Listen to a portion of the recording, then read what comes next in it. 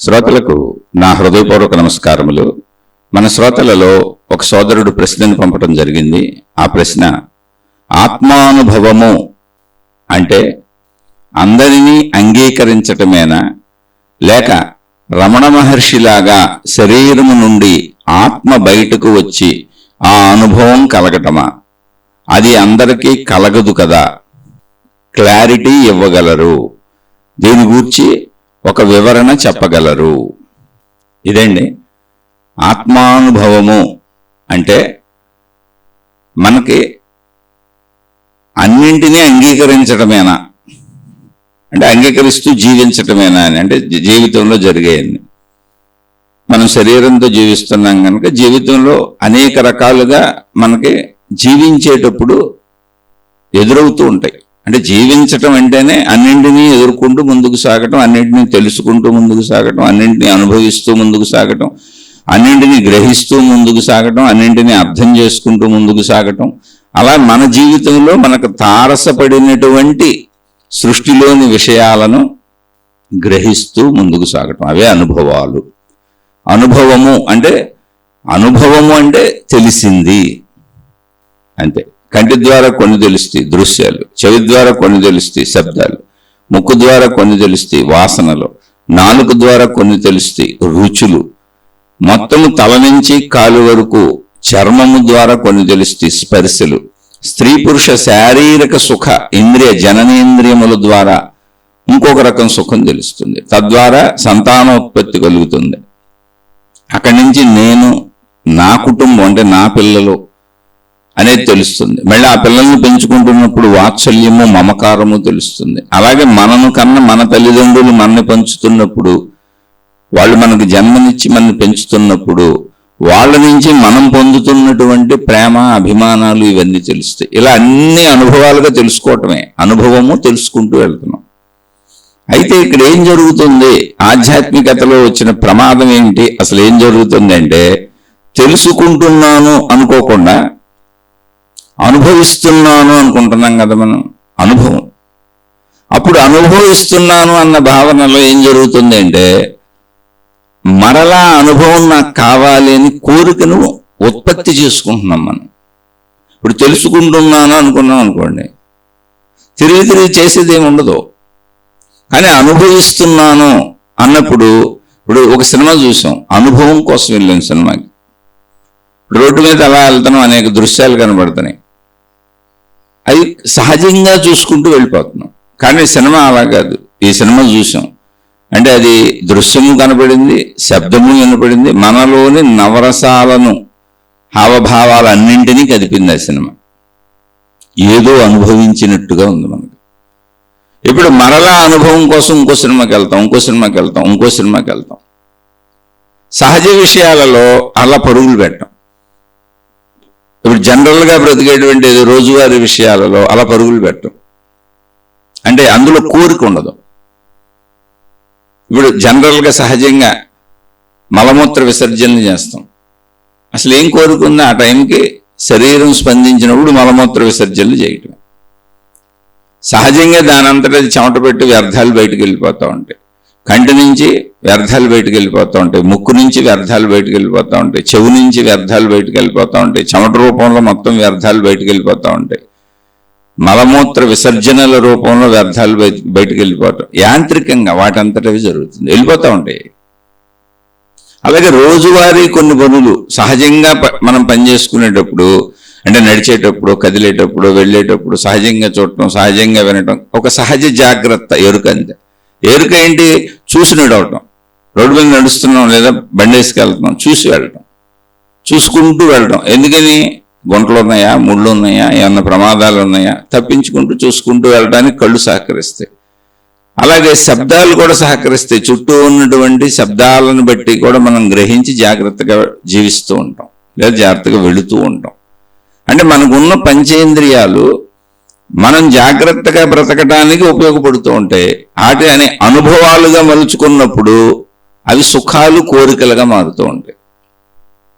ఇప్పుడు నేను వెళ్తున్నాను, నడిచి వెళ్తున్నాను, లేదు నేను ఒక బండి కొనుక్కుంటే నడవకుండా సుఖంగా వెళ్ళిపోతాను.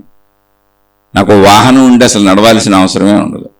వాహనం ఎప్పుడు వచ్చిందో శారీరక శ్రమ తగ్గిపోయింది నెంబర్ 1.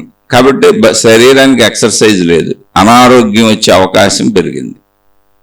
2, యాక్సిడెంట్ అయ్యే అవకాశం పెరిగింది. నువ్వు ఎంత జాగ్రత్తగా ఉన్నా నడిచి వెళ్ళినప్పుడు కంటే ఎక్కువ ప్రమాదం వచ్చింది. ఇప్పుడు 1 ఆరోగ్యపరంగా ఎక్సర్సైజ్ లేదు కనుక, 2 బండి పరంగా యాక్సిడెంట్ అయ్యే అవకాశం ఉంది, 3 ధనపరంగా బండి కొనడానికి డబ్బులు కావాలి, దాన్ని మెయింటైన్ చేస్తానికి డబ్బులు కావాలి, మళ్ళీ ధన సంపాదన పెంచుకోవాలి, అది మళ్ళీ ఇంకోటి వచ్చింది ఎక్స్ట్రా. మళ్ళీ అక్కడి నుంచి ఈ వస్తువు పోతుందేమో అన్న భయం ఇంకోటి ఉంది. ఇలా ఒకదానికి అనేకం తయారవుతాయి. ఇవే కోరికలు. ఇవన్నీ కలిపితే కోరికలు. నాకు బండి కావాలన్న ఒక్క కోరిక నుంచి దాని చుట్టూ ఇన్ని వచ్చినాయి. సహజ జీవితం అంటే జీవితం ఒక నదీ ప్రవాహంలో వెళ్ళిపోతుంది. అదేదో మనం జీవిస్తున్నాం, మనం అనుభవిస్తున్నాం అని మనం అనుకుంటున్నాం కాదు, అది ఒక నదీ ప్రవాహంలో సాగిపోతుంది. అక్కడ నేను అనే భావం తీసేసినా అది అలాగే సాగుతుంది, నేను అనే భావం ఉంచుకున్నా అది అలాగే సాగుతుంది.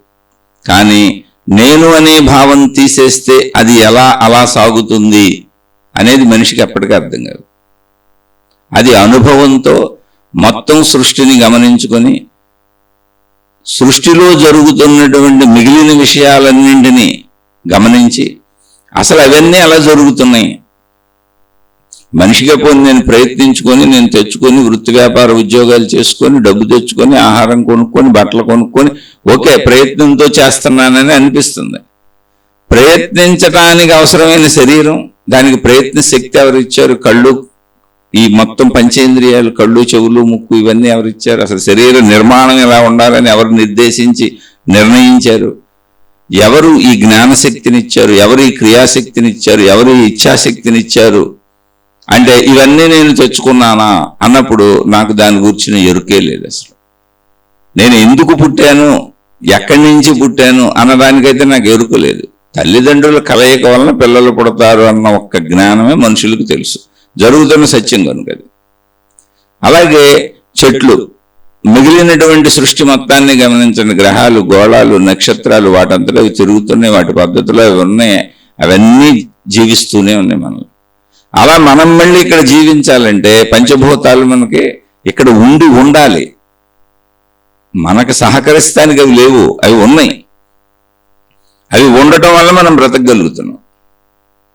అంటే ఏంటి? బ్రతుకుకు ఆధారమైన మూలతత్వాలన్నీ ఇక్కడే ఉన్నాయి. ఆ మూలతత్వాల నుంచి అసలు బ్రతుకొచ్చింది. కొంచెం ఆ విశాలతగా, అంత విశాలంగా మూలానికి వెళ్ళి ఆలోచించాలి. అంటే అసలు నా మూలం ఏంటి, సృష్టి మూలం ఏంటి, అసలు ఈ మూల తత్వం ఏంటి, సృష్టి తత్వం ఏంటి అని నన్ను దాటి నేను ఆలోచించినప్పుడు నాకు అర్థమవుతుంది. అది వదిలేసి నిరంతరం నా శరీరపరమైన భావంతో నేను ఈ శరీరం అన్న భావాన్ని దృఢపరిచేసుకొని చుట్టూ ఉన్న మనుషుల్ని చూసుకుంటూ వాళ్ళు పొందారు నేను పొందలేదు, అవన్నీ నేను పొందాలి, అవన్నీ నేను అనుభవించాలి అనుకుంటున్నప్పుడు అసలు తెలియటము అనేది ఉండదు. అనుభవము అనే దాంట్లోనే నేను అనుభవిస్తున్నాను, నేను అనుభవించాలి, అనుభవించి ఆనందించాను, అనుభవించలేక దుఃఖపడ్డాను అనేటువంటి జీవి శరీరపరమైనటువంటి భావనలో సాగుతున్నారు. విషయం ఒకటే, విషయం మార్పే ఉండదు. అనుభవిస్తూనే, అనుభవం అంటే తెలుసుకోవటము, ఇది ఇలా ఉంటుందని తెలుసుకోవటం అంతే. నేను అన్నింటినీ తెలుసుకుంటున్నాను. స్కూల్లో చదువుకుంటున్న విద్యార్థిలాగా నేను ఈ ప్రపంచం అనేటువంటి సృష్టి అనేటువంటి విశ్వవిద్యాలయంలో, విశ్వము అనేటువంటి విద్యాలయంలో ఈ శరీరముతో అన్నీ తెలుసుకుంటున్నా, అన్నీ చదువుకుంటున్నా, అన్నీ నేర్చుకుంటున్నా, నాకు తారసపడినవన్నీ అర్థం చేసుకుంటున్నా, గ్రహిస్తున్నా, అవే అనుభవాలుగా ఉన్నాయి. ఇప్పుడు అనుభవిద్దామా, తెలుసుకుందామా? అనుభవిద్దాము అనేది శరీర భావన కోరికల వైపు తీసుకెళ్ళిపోద్ది. అనుభవించాలి అనేది శరీర భావన కోరికల వైపు తీసుకెళ్ళిపోద్ది. అనుభవిస్తున్నాను అనేది శరీర భావన కోరికల వైపు తీసుకెళ్ళిపోద్ది. నువ్వు అనుభవించటం అనేది ఈ శరీరము యొక్క లక్షణం. అంటే తెలుసుకోవటానికి ఈ శరీరములో ఏర్పాటు చేయబడిన పంచేంద్రియ నిర్మాణ వ్యవస్థ. ఈ శరీరం ఒక గ్రహణ యంత్రం. ఆ గ్రహణ యంత్రానికి గ్రహించటానికి ఇవ్వబడినటువంటి పంచ ఇంద్రియములు ఏమున్నాయో అవి మనకు అనుభవాలుగా ఉన్నాయి. మళ్ళీ చెప్పాను, కన్ను సహజంగా అన్నింటినీ చూస్తుంది, మనం పట్టించుకోం. కానీ ప్రత్యేకంగా సినిమాను చూసినప్పుడు, ప్రత్యేకంగా అమ్మాయిని చూసినప్పుడు, ప్రత్యేకంగా అబ్బాయిని చూసినప్పుడు, ప్రత్యేకంగా నాకు కావలసిన దాన్ని చూస్తున్నప్పుడు, నాకు కావలసిన దాన్ని వింటున్నప్పుడు, అంటే నాకు కావలసినది అని నేను కొన్ని విషయాల పట్ల, ఒక విషయము లేక కొన్ని విషయాల పట్ల నేను ఆసక్తిని రేకెత్తించుకుంటున్నా, మిగిలినని అనుకోవట్లా. ఒక అమ్మాయినో ఒక అబ్బాయినో చూస్తే నాకు ఆనందంగా ఉంది, లేదా ఒక సినిమా చూస్తే ఆనందంగా ఉంది, లేదా ఫలానా నగలు చూస్తే ఆనందంగా ఉంది, చీరలు చూస్తే ఆనందంగా ఉంది, విహారయాత్రలకు వెళ్తే ఆనందంగా ఉంది, పుణ్యక్షేత్రాలు తిరిగితే ఆనందంగా ఉంది, ఏదో ఒకటి అది చూస్తే అది వింటే అక్కడ ఉంటే ఆనందంగా ఉంది అనేది ఒక ప్రత్యేకత. ఆ ఆనందంగా ఉంది, అది సుఖంగా ఉంది, అది హాయిగా ఉంది, అది చూస్తే అది వింటే అది తింటే అది తాగితే అది అనుభవిస్తే ఆ వాసన పీలిస్తే అన్నది ప్రత్యేకమైనటువంటి సృష్టిలో అనేకంలో కొన్నిటినే ఎంపిక చేసుకుంటున్నాం మనం, కొన్నిటినే. ఇప్పుడు ఒక రోడ్డు మీద వెళ్ళాం, పదే పదే ఆ రోడ్డును చూడాలి, ఆ రోడ్డు చుట్టూ ఉన్నటువంటి షాపులు మనుషులు చూడాలని అనుకోం. ఓ రైతు బజార్కి వెళ్ళాం, పదే పదే ఆ రైతు బజార్ చూడాలని అనుకోం. ఒక కిరాణా షాపుకి వెళ్ళాం, ఒక బట్టల షాపుకి వెళ్ళాం, పదే పదే చూడాలనుకో. అయితే మళ్ళీ ఇక్కడ ఉంది, షాపింగ్ ఫ్యాషన్లో ఉన్న వాళ్ళు ఉన్నారు, అది అలవాటు కూడా ఉంది. వాళ్ళు పదే పదే వెళ్ళి అన్ని కొనుక్కుంటూ ఉంటారు, షాపింగ్ చేస్తూ ఉంటారు, లగ్జరియస్గా ఫీల్ అవుతారు. రకరకాల బట్టలు, రకరకాల చెప్పులు, రకరకాల మేకప్ సామాగ్రి, రకరకాలుగా అనేకం ఉన్నాయి మనిషికి. అక్కడ ఇంటి నిండా పేర్చుకుంటారు. వాటి కోసం మళ్ళీ డబ్బు, ఆ డబ్బు సంపాదన అడ్డదారులు, నిలువుదారులు, ఎడుగుదురితే అటు. మళ్ళీ అవన్నీ భద్రపరుచుకోవాలి, అవి ఎక్కడ పోతాయో అన్న భయం. ఇప్పుడు మళ్ళీ పొందటమే కాదు, పొందినవన్నీ పోతాయేమో అన్న భయం. ఏదైనా సరే, ఇప్పుడు వివాహం చేసుకుని జీవిత భాగస్వామి వస్తే వీళ్ళు పక్క వాళ్ళు ఎవరెంకన్నా చూస్తున్నారా, లేదా నా వంకే చూస్తున్నారా? ఒక అభద్రత, పక్క వాళ్ళంక చూస్తున్నారేమో, ఒక నిరంతరం అనుమానం, నచ్చకపోవటం. వాళ్ళతో ఎందుకు మాట్లాడు, వీళ్ళతో ఎందుకు మాట్లాడు, అలా ఎందుకున్నావు, ఇలా ఎందుకున్నావు, ఇవన్నీ రోజు సాగుతున్నాయి సృష్టిలో. ఎక్కడైనా సరే నువ్వు ఒకటి పొందాలి, ఇది నాది అన్నావంటే అక్కడ నీకు ఒక అభద్రత ఏర్పడుతుంది, ఒక భయం ఏర్పడుతుంది. ఆ విషయాలను, ఉన్న విషయాలను ఉన్నట్టుగా పరిశీలించుకొని పూర్వపు మహాత్ములు మనకు చెప్పారు. దాన్నే జ్ఞానము అన్నారు, దాన్నే ఆధ్యాత్మికత అన్నారు. అదంతా స్వీయము, అంటే మన గురించి మనం తెలుసుకోవటం, మన ప్రవర్తన ఎలా ఉంది. అసలు జీవిత భాగస్వామి లేరు అనుకోండి, అనుమానము, భయము, బాధ లేవు, అవి పోగొట్టుకుంటామేమని భయం లేదు. ఇప్పుడు అనేక డబ్బు కూర్చుకున్నాం, వస్తువులు కూర్చుకున్నాం, ఇళ్ళు కూర్చుకున్నాం, నువ్వు ఏది ఒక చెంచా పెట్టుకున్నా ఆ చెంచా పోద్దామని భయం ఏర్పడుతుంది. అది సహజ లక్షణం. ఎందుకని నాది అని నువ్వు దాంతో బంధం పెట్టుకున్నావు. నాది అనేటువంటి బంధము వలన, దాంతో ఏర్పడిన అనుబంధము వలన అది నాదైపోయినప్పుడు నా నుంచి దూరం అయితే నేను తట్టుకోలేను. అదేదైనా కానీ, పిన్నిస్ అయినా కానీ, లేదా మన జీవిత భాగస్వామి అయినా కానీ, మన ధన సంపదలైనా కానీ. ఇక్కడ బాధ కలిగిస్తున్నది వస్తువు కాదు, నాదన్న భావన. ఇప్పుడు ఈ డబ్బు ఉంది, బ్యాంకులో బోల్డ్ డబ్బు ఉంది, బోల్డ్ మంది డబ్బు ఉంది, కానీ నాకు బాధ కలిగించేది నాది అన్న భావనతో కూడిన డబ్బు.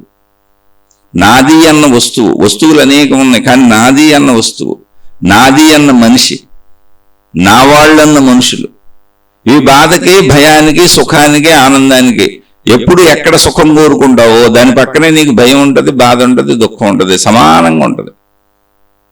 నేను నాది నా వాళ్ళు ఎంత పెంచుకుంటూ వెళ్తావో అంత ఈక్వలెంట్గా నేను నాది నా వాళ్ళు మనం పెంచుకునేది ఎందుకు? మన భద్రత కోసం, మన సుఖం కోసం, మన ఆనందం కోసం, మనం హాయిగా ఉండటం కోసం. అంత ఈక్వల్గా ఆపోజిట్గా నెగిటివ్ అన్ని పెరుగుతూ ఉంటాయి. ఈక్వలెంట్ థియరీ అంటే అంతా సమానత్వంగా ఉంటుంది. ఇక్కడ నేను నాది నా వాళ్ళనే భావం ఎంత పెంచుకున్నానో ఇప్పుడు ఇవన్నీ బాగుండాలన్న కోరిక బలపడుద్ది. ఎందుకంటే అవి నేను, నాది, నావి కనుక, నా వాళ్ళు కనుక. ఇప్పుడు నా వాళ్ళు బాగుండాలి, నేను బాగుండాలి, నావన్నీ బాగుండాలి. బాగుండాలి అన్నది పూర్తిగా నా చేతిలో ఉందా? లేనే లేదు. నేను అసలు ఒక విశాలమైనటువంటి సృష్టిలో పరాధీనతలో ఉన్నా, అసలు నేనేం చేయలేను. నేను ప్రయత్నించుకుని జరగచ్చు, జరగకపోవచ్చు. అసలు నేను కాసేపు ఉంటానో లేదో తెలియదు. నా మరణం ఈ నిమిషం వస్తుందో మరో నిమిషం వస్తుందో కూడా తెలియదు. అసలు నా మరణానికే గ్యారెంటీ లేదు. ఏ నిమిషం ఏ అనారోగ్యం వస్తుందో గ్యారెంటీ లేదు. సంఘటనల విషయాలు ఏ నిమిషం ఏం జరుగుద్దో తెలియదు. రోడ్డు మీద వెళ్తుంటే ఒక వాహనం వచ్చి గుద్దేయచ్చు, లేదా హఠాత్తుగా గుండు పెట్టుకుని పడిపోవచ్చు. వన్ ఫైన్ మార్నింగ్ కిడ్నీలు చెడిపోయినాయి అని చెప్పచ్చు. అంటే ఏ పరిస్థితులు ఎప్పుడు జరుగుతాయో తెలియదు. భూకంపాలు రావచ్చు, సునామీలు రావచ్చు. అంటే ఇంతకు ముందు చెప్పుకున్నాం, తాపత్రయములు అనే ఒక పదం ఉంది. తాపత్రయములు అనే పదాన్ని మహాత్ములు, అంటే మనకు అర్థం అవటానికి చెప్పబడినటువంటి విధానాలే తప్ప పేర్లు పట్టుకొని, విధానాలు పెట్టుకొని, పద్ధతులు పట్టుకొని, మతాలు పట్టుకొని, సాంప్రదాయాలు పట్టుకొని, గురువులు పట్టుకొని, దేవుళ్ళు పట్టుకొని ఇవే కరెక్ట్ అని వేలాడుతూ వాటికి అంటుకుపోవాకండి. అందులో విషయాన్ని మీ సొంతం చేసుకోండి.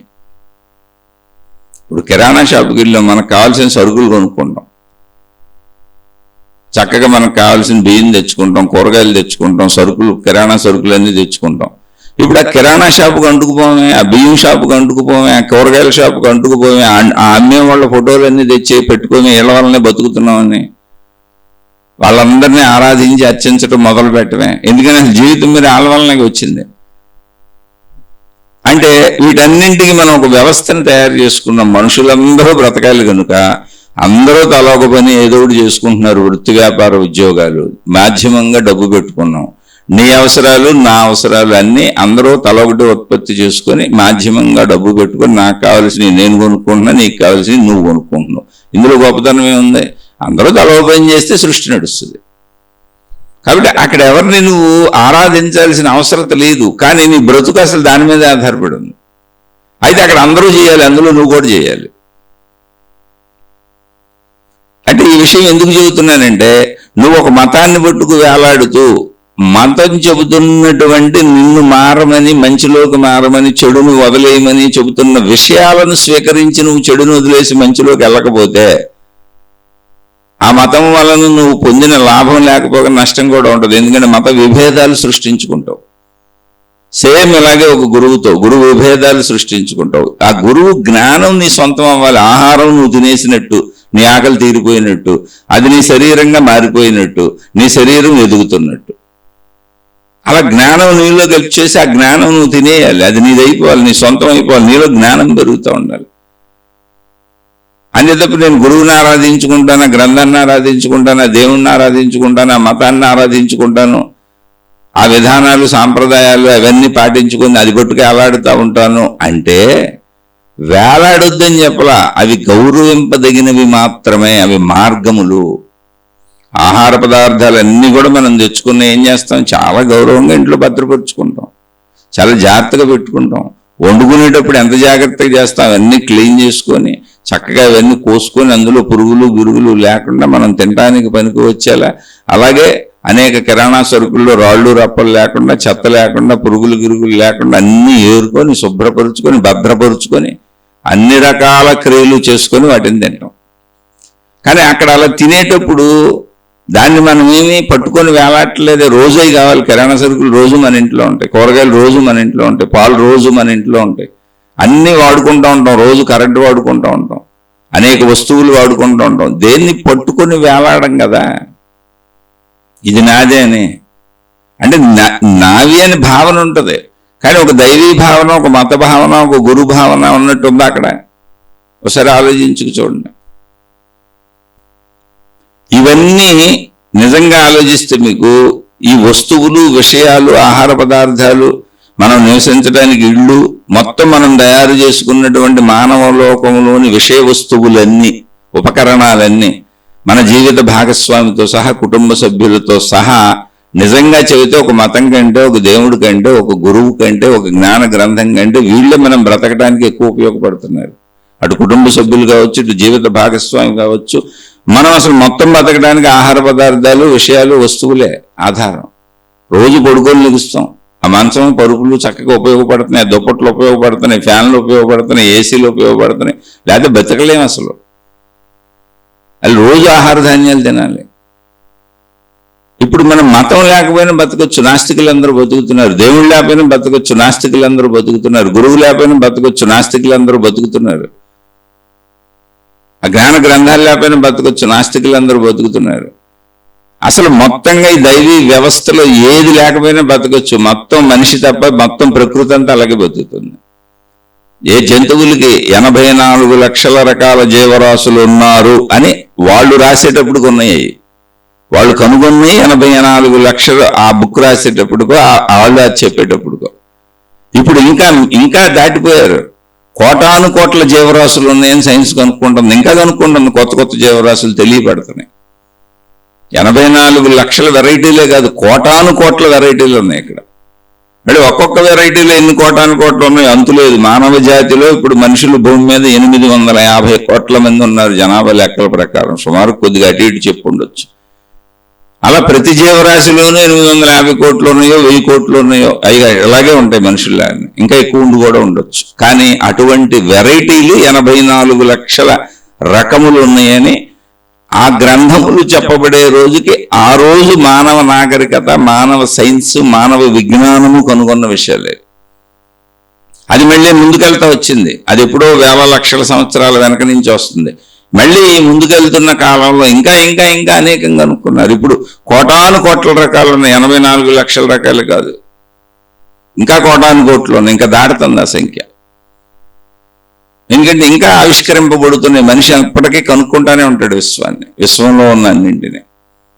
అలా ముందుకు సాగుతూనే ఉంటాడు మనిషి.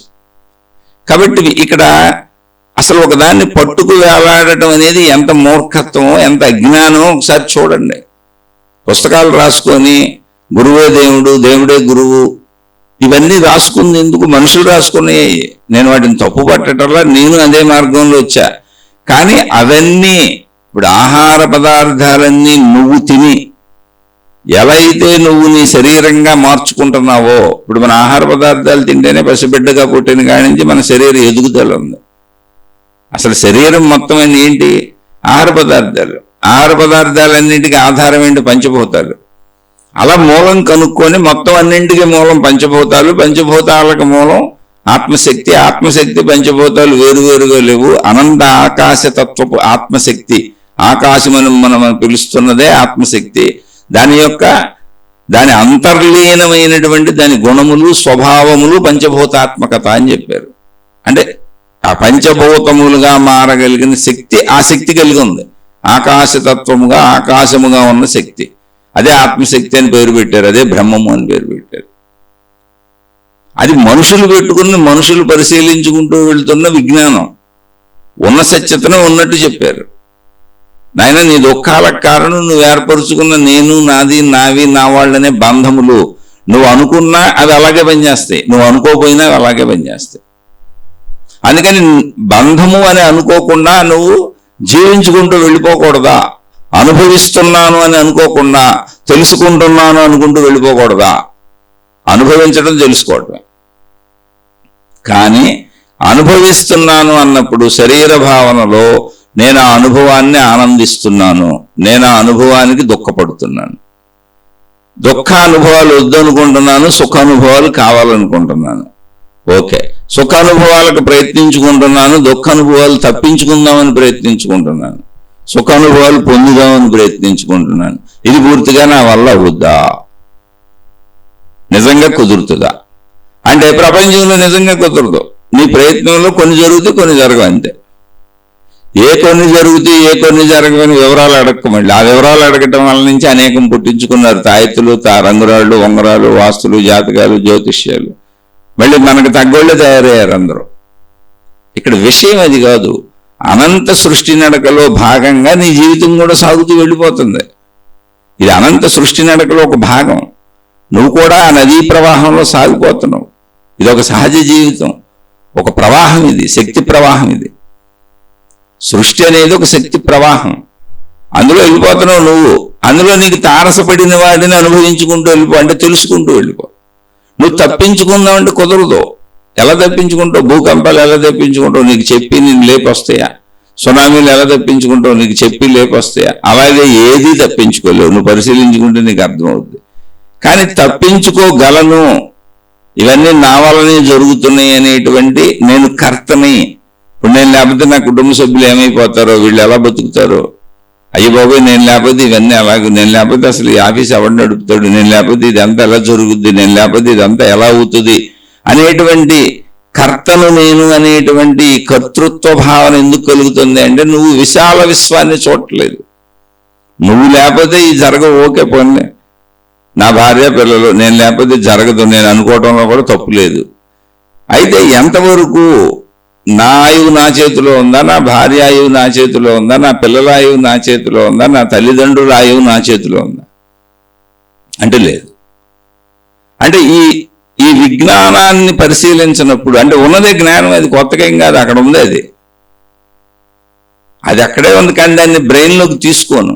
నేను తీసుకునే విషయాలన్నీ కూడా నా బ్రెయిన్లోకి ఏంటి అంటే నిరంతరం నాకు సుఖములే కావాలి, నాకు రక్షణలే కావాలి, నాకు దుఃఖములు వద్దు. దుఃఖం అంటే ఏంటి, ఏమి లేదు, నా అయిష్టము.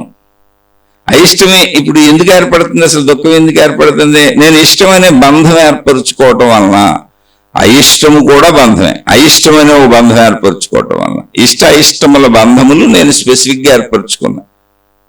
నువ్వు ఒక్క మనిషికి తప్ప ఏ జంతువులకి సృష్టిలో ఇతర దేనికి ఉండవు. చూడండి, మనిషికే ఉంటాయి అన్నీ. యాజ్ ఇట్ ఈజ్గా ఏదొస్తే అనిపిస్తూ ఉంటాయి అంతే.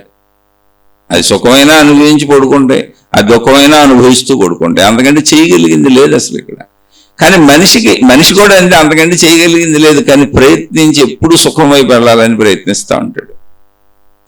దీనికి కారణం నేను ఏర్పరుచుకున్న బంధములు, ఇష్టములు అయిష్టములు, ఏ విషయంలోనైనా. అది కుటుంబంలో మనుషులు కావచ్చు, బయట ప్రపంచంలో విషయాలు కావచ్చు. ఇక్కడ ఈ సత్యాన్ని మనకు తెలియజేస్తున్నారు మహాత్ములు. నాయనా, బంధం అనేది లేకపోతే, తల్లి ఆ బంధం అనేది లేకపోతే అసలు నీకు దుఃఖం అనేదే ఉండదు, నువ్వు సహజంగా జీవించుకుంటూ వెళ్ళిపోతావు. బంధం అనేది ఏం చేస్తున్నావంటే, నువ్వు ఇంత పెద్ద సృష్టిలో ఈ కొంత మాత్రమే నాది, మిగిలింది నాకు సంబంధం లేదు, అదేమైపోయినా నాకు పర్వాలేదు అంటున్నావు. కానీ నువ్వు జీవించేది మొత్తం సృష్టిలో. అంటే ఇది ఎలా ఉంటుందంటే, నువ్వు ఒక ట్రైన్లో వెళ్తున్నావు, ఒక సీట్లో కూర్చున్నావు.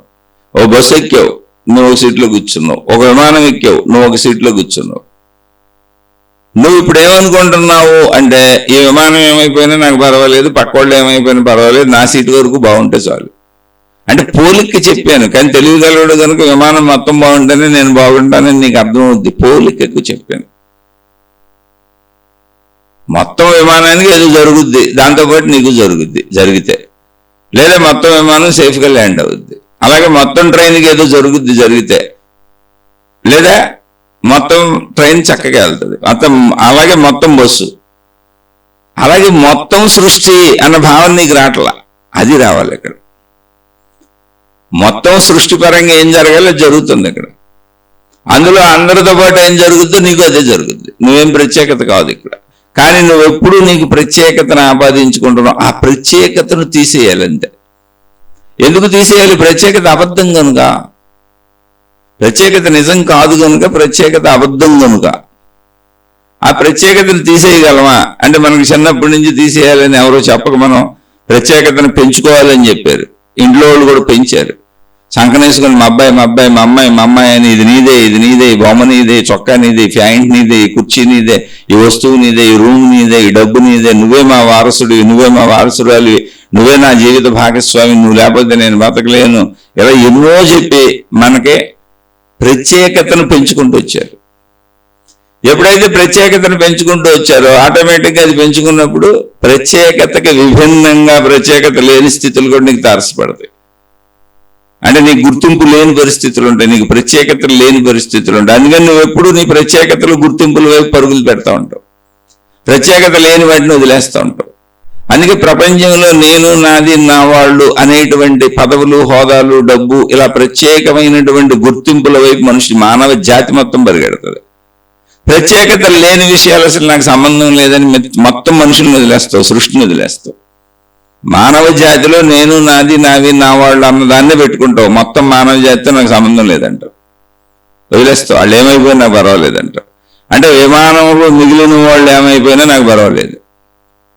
ఒకవేళ నా పక్క సీటు నాతో కాసేపు మాట్లాడి బంధం ఏర్పడి మేమిద్దరం చక్కగా క్లోజ్ అయిపోయి నాకు అన్ని రకాలుగా ఉన్నాడు అనుకో, వాడు నేను బాగుండాలి. ఇప్పుడు నాదిలో బంధం వేసుకున్నా, ఉదాహరణకు చెబుతున్నాం, మళ్ళీ అర్థం చేసుకోండి అంతే.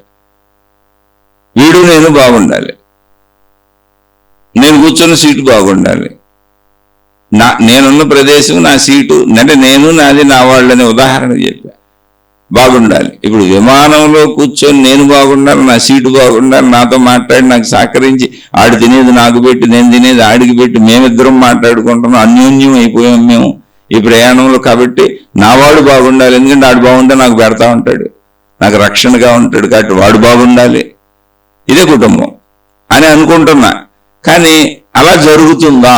మీరు ఎవరైనా చెప్పండి. మొత్తం విమానానికి ఏదో ఒకటి అవుద్ది, లేదా మొత్తం విమానానికి ఏమీ అవ్వదు. అందరికీ ఒకేలాగా ఉంటుంది అది. అందరూ ఒకేసారి దిగుతారు, ఒక చోటే దిగుతారు, ఒకే ప్రదేశంలో దిగుతారు.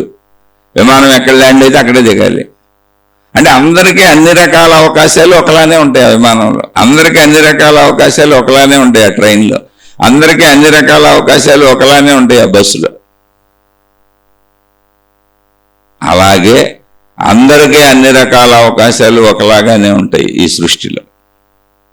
ఈ జ్ఞానాన్ని నీ తలకు పెట్టుకున్నప్పుడు నీకు ఇవ్వబడిన శరీరము ద్వారా నువ్వు చేయగలిగినవన్నీ చేసుకుంటావు. అది తప్పించుకుంటావా, ప్రయత్నించుకుంటావా? నీకు ఇవ్వబడిన జ్ఞానపరంగా వెళ్ళిపోతావు, నీకు ఇవ్వబడిన ఇంద్రియాల పరంగా వెళ్ళిపోతావు, నీకు ఇవ్వబడినటువంటి శారీరక మానసిక శక్తుల పరంగా జ్ఞానశక్తి పరంగా ప్రయత్నించుకుంటూ వెళ్ళిపోతావు.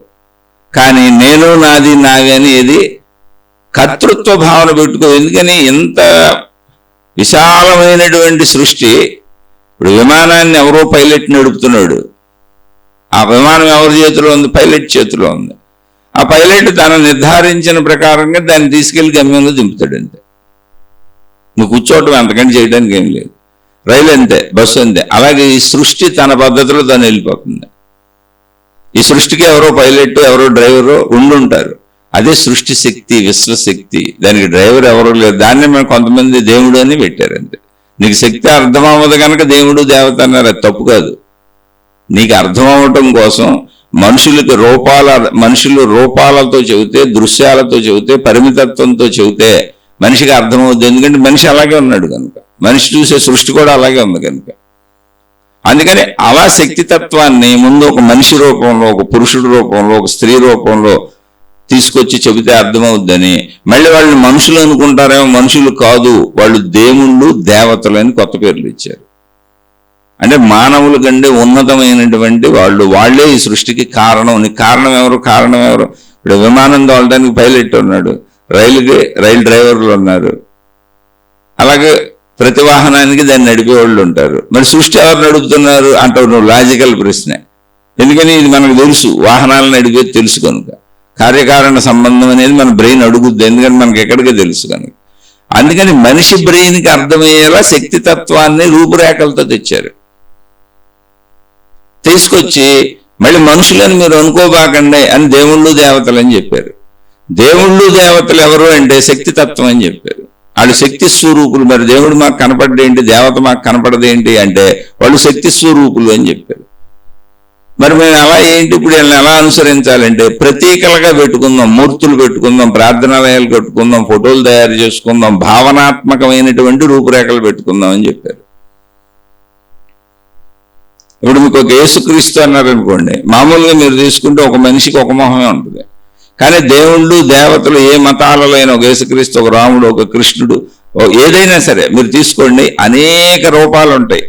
మనం ఆ డ్రెస్సింగ్ స్టైల్ని బట్టి వాళ్ళని బట్టి వీళ్ళు పలానా దేవుడు అని గుర్తుపడతాం అంతే.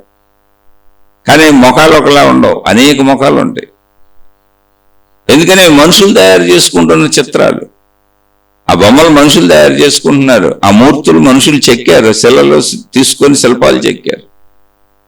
చెక్కుతున్నప్పుడు ఏ ఆకృతులైనా రావచ్చు, కానీ మెయిన్ ఆకృతి తీసుకుంటాం. చేతిలో విల్లంబులు ఉండి అలా నుంచొని పక్కన లక్ష్మణుడు, ఇటు పక్కన సీత, కింద హనుమంతుడు ఉండి శ్రీరామచంద్రులు వారు, చేతిలో మొరలుండి సుదర్శన చక్రం ఉండి నెమలి పించి ఉంటే కృష్ణ భగవానుడు. అలా రకరకాలుగా యేసుక్రీస్తు ఆకృతులు, అనేక మంది ఆకృతులను చిహ్నాలుగా పెట్టుకున్నాం. ఇది తప్ప రైట కాదు, వాళ్ళే క్లారిటీగా చెబుతున్నారు. వాళ్ళు శక్తి స్వరూపులు, దేవుళ్ళు దేవతలని మనం రూపాలతో, మానవ రూపాలతో, మానవులకు అర్థమయ్యేలా మానవ రూపాలతో కనపడుతున్నారు, కానీ మానవులు కాదు, శక్తి స్వరూపాలు. ఇప్పుడు మీరు ఆలోచించండి, కొంచెం లాజికల్గా, విజ్ఞానంతో తర్కబద్ధంగా ఆలోచించండి. ఇప్పుడు వాళ్ళు మనుషులకు మనుషుల్లో కనపడుతున్నారు కదా, మరి జంతువులకు ఎలా కనపడతారు? జంతువులు కూడా ఒకవేళ ప్రార్థిస్తే దోమలకు ఎలా కనపడాలి? దోమలకు దోమల దేవుడైతేనే అర్థమవుతాడు, దోమ లాంటి దేవుడైతేనే అర్థమవుతాడు. దోమల్లో స్త్రీ పురుష దోమలు ఉంటాయి. అప్పుడు స్త్రీ దోమ పురుష దోమను దేవుళ్ళుగా పెట్టుకోవాలి. అలా దోమలు, ఈగలు, చేమలు, కుక్కలు, నక్కలు, పిల్లులు, పందులు ఎన్ని రకాల జాతులు ఉన్నాయో అవన్నీ కూడా ఆ జాతి వాటినే కదా గుర్తించగలుగుతాయి. ఆ జాతిలో స్త్రీ పురుష భేదాలు వాటికి తెలుసు. అలాంటి దేవుళ్ళని ఏర్పాటు చేసుకుంటే అలా మనుషులు మనం అలాగే ఏర్పాటు చేసుకున్నాం. అంతే తప్ప మనిషి దేవుడే ఆ జంతువుల్ని మొత్తం సృష్టిని పరిపాలించట్లా. మనిషి లాంటి దేవుడు అక్కడ కూర్చోలా. అందుకని దేవుడు మనిషికి అర్థం అవడం కోసం తయారు చేయబడిన దేవుడు దేవత. ఆ రూపం మనిషి కోసం. దోమలకైతే దోమల రూపం వచ్చేస్తుంది, చేమలకైతే చేమల రూపం వచ్చేస్తుంది, పిల్లులకైతే పిల్లుల రూపం వచ్చేస్తుంది. ఇది మీరు అర్థం చేసుకోగలిగితే అసలు మత పోరాటాలే చేయరు మీరు. నేను నాది నా వాళ్ళని ఎవరైతే మనం ఒక కుటుంబ జీవితంలో ఇరుక్కుపోయామో అంటే మనకు స్వభావం ఇరుక్కుపోవటం వల్ల శరీర భావన అనుభవించటం. అలాగే దేవుణ్ణి కూడా ఇందులో కలుపుకున్నాం. నేను నాది నా వాళ్ళు, నా మతం, నా దేవుడు, నా గురువు, నా గ్రంథం. మరి కామన్ సబ్జెక్ట్ ఇది, అంతే. ఏమీ లేదు ఇంకా, అది భౌతికం. ఎప్పుడు అన్ని పొందేది ఏమి ఉండదు అసలు. ఎందుకని బంధాలు ఇరుక్కుపోయేప్పుడు దాన్ని కూడా బంధంగా మార్చుకున్నాం. అంతే. బంధం ఎప్పుడు దుఃఖాన్ని ఇస్తుంది, బంధం ఎప్పుడు బరువు అవుద్ది. ఎందుకని పరిమితంగా ఉండిపోతున్నావు నువ్వు. అనంత సృష్టి నువ్వే. ఇక్కడ ఉన్నాయన్నీ నీలాంటివే. మొత్తం విమానంలో ప్రయాణికులందరికీ విమాన సౌకర్యాలు ఒకటే, విమాన లాభాలు ఒకటే, విమాన నష్టాలు ఒకటే. మొత్తం ట్రైన్లో ఉన్న వాళ్ళందరికీ ట్రైన్ సౌకర్యాలు ఒకటే, ట్రైన్ లాభాలు ఒకటే, ట్రైన్ నష్టాలు ఒకటే. మొత్తం బస్సులో ఉన్న వాళ్ళందరికీ బస్సులో ఉన్న సౌకర్యాలు ఒకటే, బస్సు సౌకర్యాలు ఒకటే. లాభాలు అవే, నష్టాలు అవే. అందరికీ ఈక్వల్గానే ఉంటాయి. అలాగే సృష్టిలో ఉన్న అన్నింటికీ అంతే, మనకు కూడా అంతే. అన్నింటితో పాటు మనకు కూడా. మరి నువ్వు ప్రత్యేకత పెట్టుకున్నప్పుడు ఏమైంది? నువ్వు కల్పించుకున్న భావనే తప్ప అది సృష్టి భావన కాదు, అసలు లేదు అక్కడ. ఇది నువ్వు కల్పించుకుని తయారు చేసుకున్నావు ఆ భావాన్ని. అలా కల్పించుకున్న స్వీయ భావాన్ని బంధము అన్నారు. బంధము అంటే అసత్యము అని అర్థం. అంటే సృష్టి పరంగా అసత్యము, నీ పరంగా నువ్వు సత్యమని నమ్ముతున్నావు. ఇలా నీ పరంగా నువ్వు సత్యమని నమ్మటం వలన మిగిలిన సృష్టిని అంతా వదిలేస్తున్నావు. ఇది నాది కాదు, నాకు సంబంధం లేదని. అప్పుడు నీకు సృష్టి అర్థం కాకుండా పోయింది. నువ్వెప్పుడు నాది నా వాళ్ళు ఇంకా అర్థం చేసుకుంటాం అనే ప్రాసెస్ వదిలేసావు. అసలు గ్రహించటం, పరిశీలించటం, పరిశోధించటం, అన్వేషించటం, మూలం తెలుసుకోవటం, సత్యం తెలుసుకోవటం, ఈ ప్రాసెస్ వదిలేసావు. అసలు కేవలం ఆ బంధం అనే దాన్ని పెట్టుకొని నిరంతరం సుఖంగా జీవించాలని విశ్వ ప్రయత్నం చేస్తూ, అందులో దుఃఖాలు వస్తే మళ్ళీ తప్పించుకోవాలని విశ్వ ప్రయత్నం చేస్తూ, ఇలా సుఖ దుఃఖాల మధ్య విశ్వ ప్రయత్నాలతో నేనే కర్తను, నా వరకు ఇదే నా లోకం, నేను నాది నా వాళ్ళు నా లోకం, మిగిలిన లోకంతో నాకేం పని లేదు అని సొంత సృష్టి తయారు చేసుకొని దాంతోనే బతికి దాంతోనే చనిపోతున్నావు. ఉన్న సృష్టిని అసలు అర్థం చేసుకోవట్లా. ఉన్న సృష్టి వలనే నువ్వు ఉన్నావనే సత్యాన్ని కూడా మర్చిపోయావు. అసలు సృష్టి నీకంటే ముందు నుంచి ఉంది. నువ్వు ఆ సృష్టిలోకి వచ్చావు నీ తల్లిదండ్రుల ద్వారా. ఇలా పరంపరగా సాగుతూనే ఉంది. నీ ద్వారా నీ పిల్లలు వచ్చారు. అలా సృష్టి మొత్తం అన్నీ నీకు సహకరిస్తే నువ్వు బతికావు. ఇక్కడ పంచభూతాల సహకారం, ఆహార ధాన్యాల సహకారం, ఎంతోమంది మనుషుల సహకారం ఎన్నో లభిస్తే నువ్వు బతికావు. కానీ నాకు ఆ మొత్తంతో అసలు పని లేదంటున్నావు. నేను అది పట్టించుకోను అంటున్నావు. నాకు కేవలం పని నేను నాది నా వాళ్ళు అంతే. నాకు సుఖం కావాలి, భోగం కావాలి, అనుభవించాలంటున్నావు. అది లేకపోతే దుఃఖపడతానంటున్నావు. అలా దుఃఖము పడుతున్నావు, సుఖము పడుతున్నావు. సుఖం కోసం ప్రయత్నించుకుంటున్నావు, దుఃఖం కోసం తప్పించుకుంటున్నావు. నీకు నువ్వు ఒక సత్యాన్ని, ఒక పరిమిత సత్యాన్ని ఏర్పాటు చేసుకున్నావు. అది నీ పరిమిత సత్యమే తప్ప అది పూర్తి అసత్యము, పూర్తి అజ్ఞానము, పూర్తి అబద్ధము. అబద్ధంలో జీవించుకుంటూ వెళ్ళిపోతున్నావు నాయన అని మహాత్ములు వాళ్ళు ఆలోచించి చెప్పారు అంతే. ఇప్పుడు మనం ఆలోచిస్తే ఇది కూడా నిజమేగా. ఇప్పుడు వాళ్ళు చెప్పింది ఏమన్నా తప్ప కాదా అంటే ఏ తప్పు లేదు. మొత్తం సృష్టిలో మనం గాలి సృష్టి మొత్తం ఉంది, పీల్చుకు బతుకుతున్నాం. సూర్యుడు మొత్తం ఉంటేనే బతుకుతున్నాం. సృష్టి మొత్తం సూర్యుడు, భూమి అంతా ఉన్నాడు, బతకడానికి అనువుగా ఉంది. సూర్యుడు వలన బతుకుతున్నాం, భూమి వలన బతుకుతున్నాం, నీటి వలన బతుకుతున్నాం. అసలు మనం ఉండటానికి స్పేస్ అనేది ఉంది, ఆకాశం, అది ఉండటం వలన బతుకుతున్నాం. ఆహార ధాన్యాల వలన బతుకుతున్నాం. చుట్టూ ఉన్న మనుషులు ఎన్నో ఉత్పత్తి చేయటం వలన బతుకుతున్నాం. ఎన్నో వస్తువులు, విషయాలు, ఉపకరణాలు కనుగొనటం వలన బతుకుతున్నాం. ఎంతోమంది వైద్య వృత్తులు, ఎన్నో మందులు, ఎన్నో మెడిసిన్లు, ఎన్నో రకరకాలు కనుక్కొని మన అనారోగ్యాల బారిన పడినప్పుడు మనం రక్షిస్తున్నారు కాబట్టి బతుకుతున్నాం. ఇన్ని ఉన్నాయి మనం బతకడానికి, ఇంకా ఎన్నో ఉన్నాయి మీరు ఆలోచిస్తే. అంటే మొత్తం సృష్టి నువ్వు బతకడానికి సహకరిస్తుంది, నీ చుట్టూ ఉన్న మనుషులతో సహా. కానీ నేను మొత్తం సృష్టి నాకు అక్కర్లేదు, ఈ పంచభూతాల గొడవ నాకు అక్కర్లేదు, ఫ్రీగా దొరికే గాలి నాకు అక్కర్లేదు, దాన్ని పట్టించుకొని, ఫ్రీగా దొరికే సూర్యుని పట్టించుకొని, ఫ్రీగా వాడుకుంటున్న తిరుగుతున్న భూమిని పట్టించుకొని, ఫ్రీగా దొరికే నీటిని పట్టించుకొని, ఫ్రీగా దొరుకుతున్న దేన్ని అసలు పంచభూతాలను నేను పట్టించుకోను.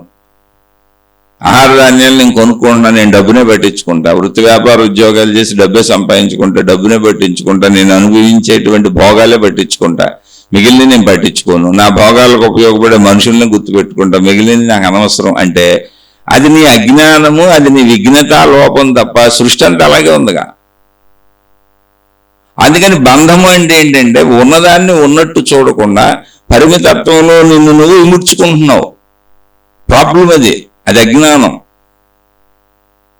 అలా అయితే మరి జీవించేటప్పుడు ఏంటంటే అలాగే జీవించాలి, అలాగే జీవించాలి. కానీ అదే సత్యం అనుకొని జీవించటం శరీరం పరిమితంగా ఉంది, ఆ శరీరానికి అవసరమైనవన్నీ సమకూర్చుకో, జీవించు. కానీ ఇలాగే ఉండాలి, ఇదే కరెక్టు, ఇదే రైటు, ఇది ఉంటేనే ఉంటాను, ఇది లేకపోతే ఉన్న కుదరదు. సృష్టిలో విశాల సృష్టిని దృష్టిలో భావన పెట్టుకో, మొత్తం విమానాన్ని భావనగా పెట్టుకో, మొత్తం ట్రైన్ని భావనగా పెట్టుకో, మొత్తం బస్సుని భావనగా పెట్టుకో. ఒకవేళ ఏదన్నా అయినా అందరూ పోయినా నేను బతికుండాలని అనుకోబాక. అందరికి ఏమైందో అది నాకు అవుద్ది, అది మేలైనా అది నష్టమైనా. అలాగే సృష్టి మొత్తంలో అన్నింటినీ అందరినీ గుర్తుపెట్టుకొని నీకు కావలసినవి నువ్వు పొందుతున్నప్పుడు కృతజ్ఞతాపూర్వకంగా జీవించు. వాడు నీకు జీవిత భాగస్వామి ఇచ్చి నీకు శారీరక సుఖం ఇచ్చారు, కృతజ్ఞతాపూర్వకంగా వాళ్ళతో ఉండు. వాళ్ళకి కావలసినవి నువ్వు ఇవ్వు, నీకు కావలసినవి వాళ్ళ నుంచి పొందు. అలాగే వృత్తి వ్యాపార ఉద్యోగాలు అన్నీ అంతే, వాళ్ళకి కావలసింది వాళ్ళకి ఇవ్వు, నీకు కావలసింది నువ్వు పొందు. కృతజ్ఞతాపూర్వక జీవితం ఈ విశాల సృష్టిలో అంతే.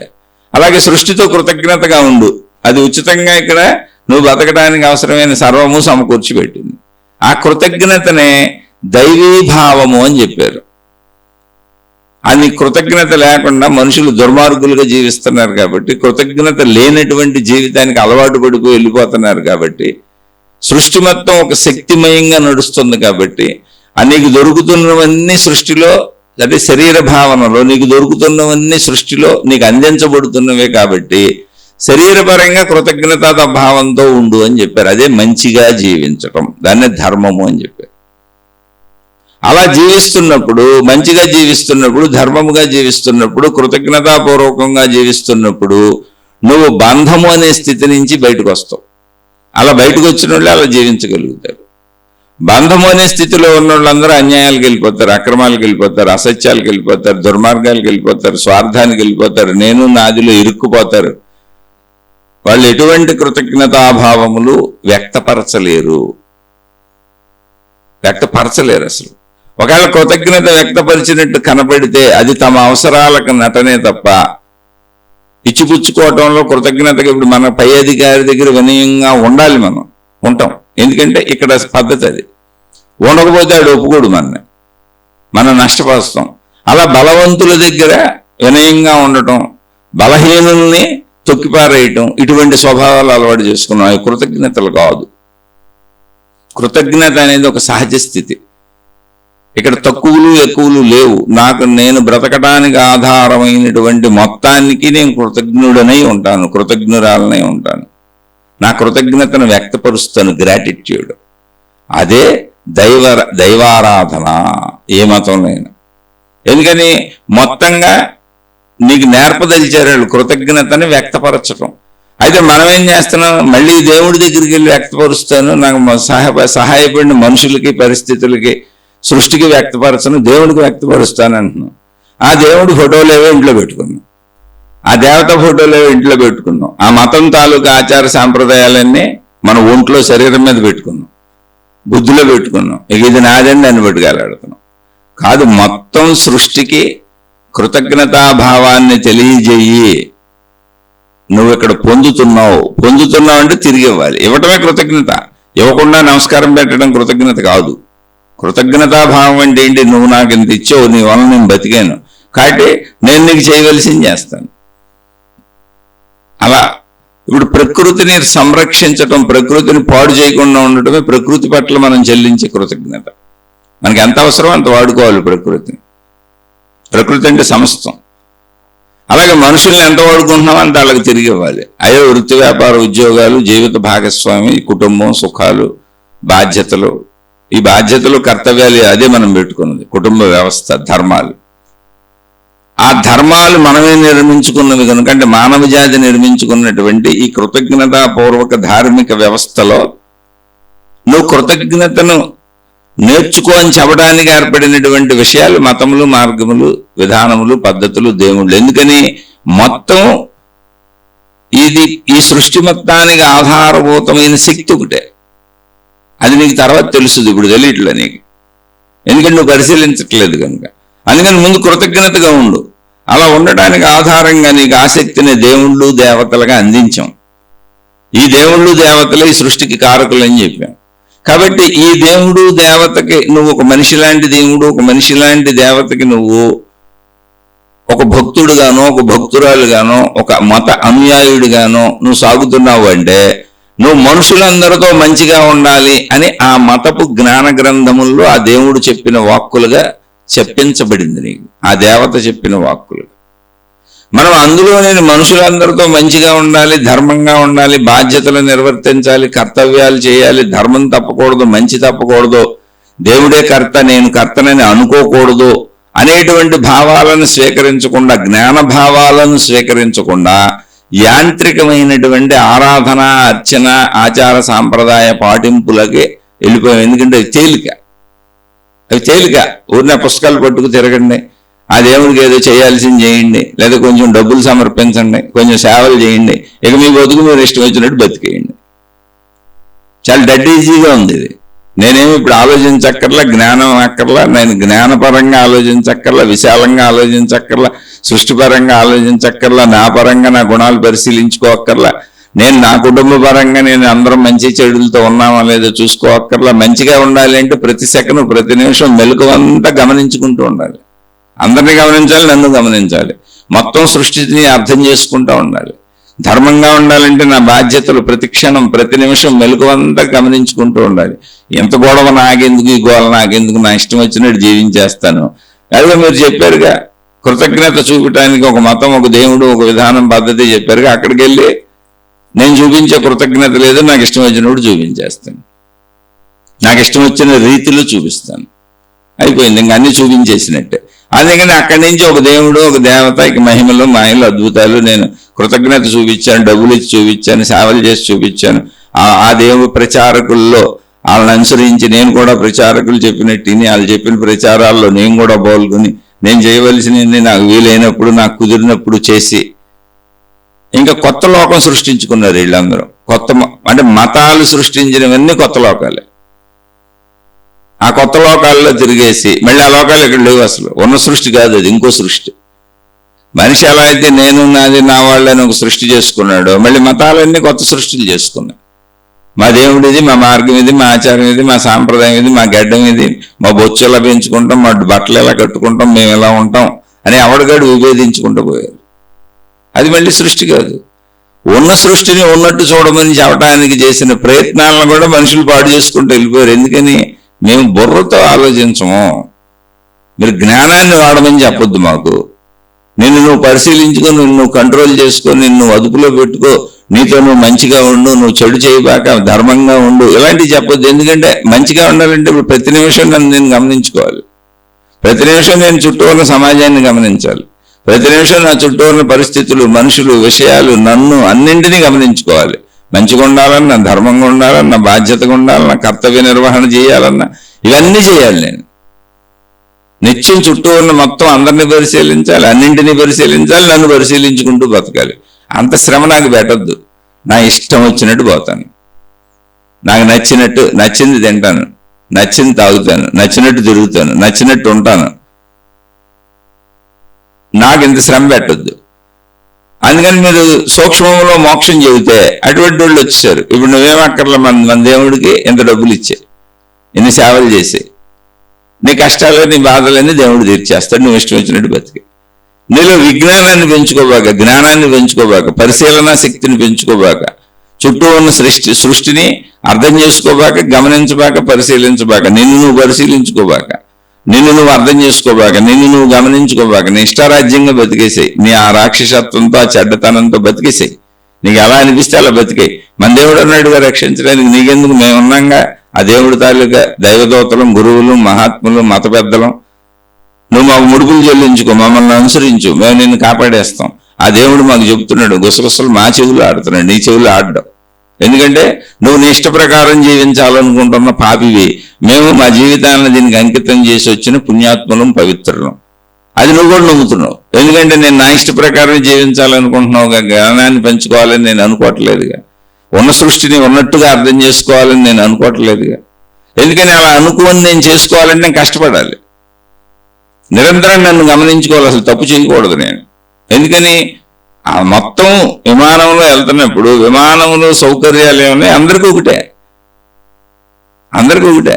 లేదంటే అందరి సౌకర్యాలు నేను లాగేసుకుంటానంటే, రైల్లో వెళ్తున్నప్పుడు అందరికీ ఏముంది, మనకేదే. లేదంటే అందరికీ నేను లాగేసుకుంటానంటే, ఇప్పుడు మానవ ప్రవృత్తి ఎలా ఉంటుంది, సృష్టి మొత్తం అందరికీ ఒకటే, సృష్టికి అందరూ ఒకటే, సృష్టి అంతా ఒకటే అసలు. కానీ లేదంటే నేను నాకు వేరు భావన ఉంది, నేను నాది నా వాళ్ళు, అందుకే నేను అన్ని లాగేసుకుంటానంటాం మనం. కాబట్టి నాకు సూక్ష్మంలో మోక్షం ఏంటంటే, నువ్వు లాగేసుకొని ఇష్టం వచ్చినట్టు బతికేనైనా, కాకపోతే మన దేవుణ్ణి అనుసరించు, మన మతంలోకి రా, నన్ను అనుసరించు, ఆ మాతాజీను, ఆ గురువులు, ఆ మత పెద్దలు.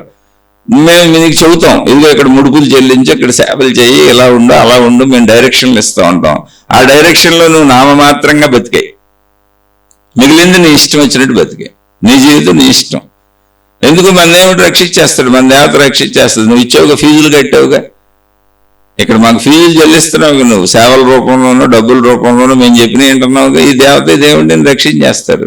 ఎందుకు రక్షిస్తారంటే వాళ్ళు మా చెవుల్లో గుసగుసలాడతారు, మేము దైవదూతలం, గురువుల పేరుతో, మహాత్ముల పేరుతో, మత పెద్దల పేరుతో, ఏ మతాల్లో ఆ పెద్దరికాలు పుచ్చుకొని ప్రచారకుల పేరుతో సాగుతున్నాం. దేవుళ్ళు దేవతలు మమ్మల్ని ఎంచుకున్నారు. నాకు తెలిసిన గురువు గారు అన్నారు, ఆయన చాలా గొప్పగా చెబుతూ ఉంటాడు, ఆయన శిష్యులు కూడా అంత గొప్పగా ఎలా వింటూ ఉంటారు, వాళ్ళే శిష్యులు అవుతారేమో, అసలు వాళ్ళే భక్తులు అవుతారేమో. జ్ఞానం విజ్ఞానం ఉన్నోళ్ళు అసలు శిష్యులుగా భక్తులుగా ఎప్పటికీ ఉండరేమో, ఏమో తెలీదు, విషయం చెబుతున్నా. ఆయన ఏం చెబుతాడండి, వాళ్ళ శిష్యులందరికీ బోల్డ్ మంది శిష్యులు ఉన్నారు, ఆయనకు ఒకళ్ళిద్దరు కాదు, సుమారు ఒక 10,000 మందికి ఆయన ప్రత్యేకంగా దీక్షలు ఇచ్చాడు, ఆయనకే అంకితం అయిపోయే దీక్షలు. కాకపోతే దేవుడి పేరు పెట్టాడు, అదొక పెద్ద సిస్టమ్ తయారు చేశాడు ఆయన. ఇలా అన్ని చోట్ల ఉంది. నాకు తెలిసిన ఒకళ్ళ గురించి చెబుతున్నాను నేను. దేవుడికి శరీరం లేదు, దేవుడికి శరీరం లేదండి. ఆయనలో ప్రచారం చేసుకుంటున్న దేవుడు నిజంగా భూమి మీద ఉండి చనిపోయారు, ఆయన సమాధి కట్టి పూజించుకుంటున్నారు ఇప్పుడు ప్రజలు. అలా అనేక మంది మహాత్ములు చనిపోయి సమాధులతో పూజింపబడుతున్న మహాత్ములు, జీవన్ముక్తులు ఎంతోమంది ఉన్నారు. ఈయన అలాంటి ఒక ఆయన్ని పట్టుకొని ప్రచారం చేసుకుంటూ ఒక 10,000 మందికి దీక్షలు ఇచ్చి ఒక 1,00,000 కోట్ల మందికి ఆయన పరిచయం అయ్యి ఆ దేవుడి పేరు మీద సంస్థలు పెట్టి అబ్బో ఆ సంస్థలు వేలల్లో పెట్టుకుంటూ వెళ్ళిపోయాడు ఆయన. అంటే ఇంకా ఆలోచించండి ఎంతమందికి ఆయన తెలుసు. ఓ 10,000 మంది ప్రత్యేకంగా ఆయన అనుసరిస్తున్నారు, దీక్షలు తీసుకొని మా జీవితాలు మీకే అంకితం, మీరు ఏం చెబితే చేస్తామని. ఆయన చెప్పే అద్భుతమైన థియరీ ఏంటంటే, నువ్వు మన దేవుడికి రూపాయి ఖర్చు పెడితే నీకు 10 రూపాయలు వస్తాయి, 100 రూపాయలు వస్తాయి, 1000 రూపాయలు వస్తాయి, 1,00,000 రూపాయలు వస్తాయి, 1,00,00,000 రూపాయలు వస్తాయి. ఖాయ్ రాజా ఖాయ్. నువ్వు దేవుడికి ఎంత పెట్టావో దానికి 100 రెట్లు తిరిగిస్తాడు, 1000 రెట్లు తిరిగిస్తాడు. సరేనండి, ఇప్పుడు దేవుడికి ఎక్కడ పెట్టాలండి, నేను చెప్పిన చోట ఖర్చు పెట్టాలి, లేదా నాకు ఇచ్చేయండి నేను ఖర్చు పెడతాను. ఆయన తీసుకొని ఆయన పంచుతున్నాడు, ఖర్చు పెడుతున్నాడు అంతే. అలా సంస్థలు నిర్మించుకుంటున్నాడు, ఆయనకు కావాల్సినవన్నీ చేసుకుంటున్నాడు. ఆ డబ్బులు నాకు ఇచ్చేయండి. అయితే నాకేమన్నా ప్రతి చోట ఆయన వాడే పదం దేవుడు, మనం నమ్మిన దేవుడు, మనం ఈ దేవుడికి అంకితం అయిపోయాం, మన జీవితం ఈ దేవుడికి అంకితం. నేను ఆ దేవుడికి అంకితం అయిపోయాను, మీరు కూడా అంకితం అయిపోయారు. ఇది అద్భుతం. ఇంకో అద్భుతం ఏంటంటే, అసలు వీళ్ళు ఎలా నమ్మారు అనేటువంటి ఆశ్చర్యకరమైన రీతిలో అనేక మంది చోట్ల ఉంటాయి, కానీ నమ్ముతున్నారు ప్రజలు. ఇక్కడే కాదు, అనేక చోట్ల. ఏంటంటే దేవుడికి రూపం లేదు. ఇప్పుడు ఆయన రూపం ఉన్నప్పుడు శరీరంతో ఉన్నాడు, జీవించాడు, కాబట్టి ఆయనే స్వతంత్రంగా అందరితో మాట్లాడాడు, చేశాడు. ఇప్పుడు ఆయనకి శరీరం లేదంట, ఆయన చనిపోయి సమాధిలో ఉన్నారు, శరీరం లేదంటే శక్తిగా ఉన్నాడంట. ఆయన శక్తిగా ఉన్న ఆయనకి ఇప్పుడు శరీరాలు కావాలంట వాడుకోవడానికి, అందుకని ఈ గురువు గారి శరీరం వాడుకుంటున్నాడంటే. ఎందుకు ఈ గురువు గారి శరీరమే వాడుకుంటున్నాడంటే, ఈయన స్ఫూర్తిగా ఖాళీ అయిపోయి తన శరీరాన్ని ఆయనకి అప్పగించేశాడంట ఆ దేవుడికి. ఈయన ఆ దేవుడికి అంకితం అయిపోయాడంట. అందుకని ఆయన అలా పూర్తిగా అన్ని వదిలేసి అంకితం అయిపోయాడు కనుక ఆ దేవుడు ఈయన శరీరాన్ని వాడుకుంటూ, ఆ దేవుడికి సొంత శరీరం లేదు కాబట్టి ఈయన ద్వారా పలుకుతూ అందరినీ నడిపిస్తున్నాడు. అలా మళ్ళీ తనకు అంకితం అయిపోయిన వాళ్ళు ఎవరన్నా ఉంటే మళ్ళీ ఆ దేవుడు, మళ్ళీ ఆ తర్వాత వాళ్ళ శిష్యులకు కొన్ని మహిమలు మొదలు పెట్టాడు. ఆయన తర్వాత సంస్థ నడవాలిగా మరి. ఇలా మొత్తం ప్రపంచంలో ఇలాగ ఇలా బోల్డ్ మంది గురువులు తెలుసు నాకు, వాళ్ళ పేరులతో కూడా చెబుతాను. కానీ ఏం ఉపయోగం? ఇప్పుడు పేరులు చెప్పి ఎవరి మీద నాకేం ఘర్షణ తెచ్చింది? మూఢత్వాన్ని మూర్ఖత్వాన్ని పెంచే ప్రతి ఒక్కరూ వాళ్ళకి తెలుసు నేను మోసం చేస్తున్నాను, నేను మోసగాడిని, నేను మోసగత్తిని. కానీ ఒక వలయంలో ఇరుక్కుపోయారు. ఆ వలయంలో వాళ్ళు ఇరుక్కుపోయారు. ఆ ఇరుక్కుపోయిన దాంట్లో ఎంతో మందిని ఇరికించేశారు. ఇప్పుడు వాళ్ళకి సత్యం తెలిసినా ఒకవేళ అప్పుడప్పుడు వాళ్ళ మనసు చెప్పుద్ది, సత్యం చెప్పుద్ది, వాళ్ళు అప్పుడప్పుడు సత్యపు మాటలు కూడా మాట్లాడుతూ ఉంటారు. ఇదంతా ఏమీ లేదు, ట్రాష్ అని ఆ గురువు కొన్ని వేల సార్లు చెప్పాడు. చెబుతూనే అది నడుపుతూ ఉంటాడు మొత్తం అలా. మళ్ళీ అప్పుడప్పుడు చెబుతూ ఉంటాడు, ఎందుకని మనసు సత్యాన్ని చెప్పుద్దిగా, సత్యం తెలుస్తుందిగా బుద్ధికి. ఇదంతా దేనికి పనికిరాని చెత్తని చెబుతూ ఉంటాడు. మళ్ళీ అదే నడుపుతూ ఉంటాడు, ఎందుకని అందులో పడిపోయాను, నేను రాలేను. ఒక తాగుబోతు వ్యక్తికి అది హానికారకం అని తెలుసు, ఒక సిగరెట్లు కాల్చేవాడికి అది హానికారకం అని తెలుసు, మాదక ద్రవ్యాలవాడికి అది హానికారకం అని తెలుసు. ఇలా చెడు పనులు చేసే వాళ్ళందరికీ ఇది చెడు, ఇది హాని చేయకూడదని తెలుసు. వాళ్ళు ఇతరులకు చెప్పేటప్పుడు అది చెడు చేయబాకండి అని చెబుతారు, కానీ వాళ్ళన్నీ చేస్తూనే ఉంటారు. మీరు ఒక తాగుబోతు దగ్గరికి వెళ్ళి అడగండి, వాళ్ళ కుటుంబ సభ్యులు కానీ వాళ్ళ పిల్లల్ని కానీ తాగితే కొడతాడు, మళ్ళీ ఆడు తాగొచ్చి కొడతాడు, నువ్వెందుకు తాగేవని. సిగరెట్లు తాగే తండ్రి తన కొడుకు తన కూతురు సిగరెట్లు తాగితే వాళ్ళని కొడతాడు, ఈయన సిగరెట్ తాగుతూ కొడతాడు. అలా అతి వ్యసనాలకు లోనైన వాళ్ళందరూ తన వాళ్ళు ఆ వ్యసనాలకు లోనైతే ఊరుకోరు. అది చెడని వాళ్ళకే తెలుసు, వాళ్ళని కొడతారు, తిడతారు, మళ్ళీ వీళ్ళు వ్యసనాలు వదలరు. అలాగే వీళ్ళు ఒక వ్యసన జీవితంలోకి ఎంటర్ అయిపోయారు. ఎందుకంటే ఫ్రీగా డబ్బు వస్తుంది అక్కడ, దేవుడి పేరు మీద ఉచితంగా డబ్బు వస్తుంది, ప్రజలు నమ్మేస్తున్నారు, కీర్తి ప్రతిష్టలు, నాయకత్వ లక్షణాలు. అసలు దేవుడి పేరు మీద వీళ్ళు దేవుళ్ళు అయిపోయారు ఒక మాటలో చెప్పాలంటే. ఎక్కడ అన్ని సుఖాలు నీకు ఎక్కడ దొరికితే, నీ కాళ్ళ మీద పడి నీకు నమస్కారాలు పెట్టి నిన్ను పూజలు చేసి నిన్ను అర్చించి నీకు ఎదురు డబ్బులు ఇచ్చేవాడు ఎక్కడ దొరుకుతాడు? ఒక దైవ మార్గంలో తప్ప. వీళ్ళు దేవుళ్ళు అయిపోయారు. ఓకే, నో ప్రాబ్లం, ఎవరైతే వాళ్ళు మంచిది, వాళ్ళు నిజాయితీ పరులు నిజాయితీగానే వెళ్తారు. కానీ చెబుతున్నా అసలు దేవుడికి శరీరం లేదు, నా శరీరాన్ని వాడుకుంటున్నాడు. ఇప్పుడు నా తర్వాత నా భక్తుడి శరీరాలని, నా భక్తురాలి శరీరాన్ని, అంటే ఈయన ఎవరిని నిర్ణయిస్తాడో ఆ శరీరాలు వాడతాడు. ఇప్పుడు ఆయనకు 10,000 మందికి దీక్షలు ఇచ్చాడు, ఇంకోయన 1,00,000 మందికి దీక్షలు ఇచ్చాడు, ఇంకోయన 1 కోటి మందిని పెట్టుకున్నాడు, ఇంకోయన 10 కోట్ల మందిని పెట్టుకున్నాడు, ఇంకోయన 100 కోట్ల మందిని పెట్టుకున్నాడు, ఇంకో ఆవిడ 1000 కోట్ల మందిని పెట్టింది, మాతాజీలు గురువులు. మళ్ళీ వీళ్ళందరినీ దేవుడు వాడుకోడు, ఏళ్లలో ఉన్నతమైన వాళ్ళని వాళ్ళు నిర్ణయిస్తారు. వాళ్ళని మళ్ళీ దేవుడు వాడుకుంటాడంట వాళ్ళ శరీరాన్ని, ఎందుకంటే వాళ్ళు అంకితం అయిపోయారు. అసలు శరీరమే చిన్న లాజిక్ పాయింట్ బుర్రతో ఆలోచిస్తే మనం ఎవరమైనా అసలు ఆలోచించండి. అసలు శరీరాన్ని, తనకు శరీరం లేకపోతేనే శక్తి రూపంలో ఉండి ఏమీ చేయలేని దేవుడు, నీ శరీరం ఉంటే తప్ప, నీ శరీరం ద్వారా తప్ప, నీ నోటితో తప్ప ఏమీ పలకలేని, ఏమీ చేయలేని దేవుడు అసలు ప్రజలకి ఏం చేస్తాడు? ఎవరు చేస్తాడు? చేయగలిగిన వాడికి నీ శరీరం ఎందుకు? అసలు నీ శరీరాన్ని నడుపుతుంది నీ ప్రాణశక్తి, అదే ఆత్మజ్ఞానం చెప్పేది. ఇటువంటి మాయగాళ్ల మాయగత్తల వల్ల పడితే మీ ఆత్మజ్ఞానం సర్వనాశనం అయిపోద్ది. ఎల్లండి, గురువులను అనుసరించొద్దా? ఖచ్చితంగా అనుసరించాలి. మహాత్ములను అనుసరించొద్దా? ఖచ్చితంగా అనుసరించాలి. మతాలను అనుసరించొద్దా? ఖచ్చితంగా అనుసరించాలి. మీరు అన్ని మంచిగా ఏర్పడిన వ్యవస్థలో అందులో దూరినోళ్ళు ఎలా ఉంటారో చెబుతున్నా, వాళ్ళు చెప్పేది చెబుతున్నా. దేవుడికి శరీరం లేదు కాబట్టి నా శరీరం వాడుకుంటున్నాడు, అర్థం ఉంది? అసలు శరీరం లేకపోతే ఏమీ చేయలేనుడు, ఇంకో శరీరం ఉంటే తప్ప వాడుకొని, ఆ శరీరాన్ని వాడుకొని అందరికీ. ఇప్పుడు మాట్లాడటానికి ఆయన నోరు లేదండి, అందుకని ఈ నోటితో మాట్లాడతాడు. ఈ నోట్లోంచి ఏం మాటలు వచ్చినా దైవ మాటలేనండి. నడవటానికి ఆయన కాళ్ళు లేవంట, అందుకని ఈయన కాళ్ళతో నడుస్తాడంట. అందుకని ఈయన శరీరాన్ని వాడుకుంటున్నాడు. నీ శరీరాన్ని వాడుకుంటే తప్ప ఏమీ చేయలేనంత అసమర్థమైన దిక్కులేని స్థితిలో, ఏదో ఒక శరీరం నాకు కావాలి, ఆ శరీరం ఉంటే తప్ప నేనేమీ చేయలేనని దిక్కులేని స్థితిలో ఉన్న దేవుడు అసలు ఏం చేయగలుగుతాడు అంటున్నా.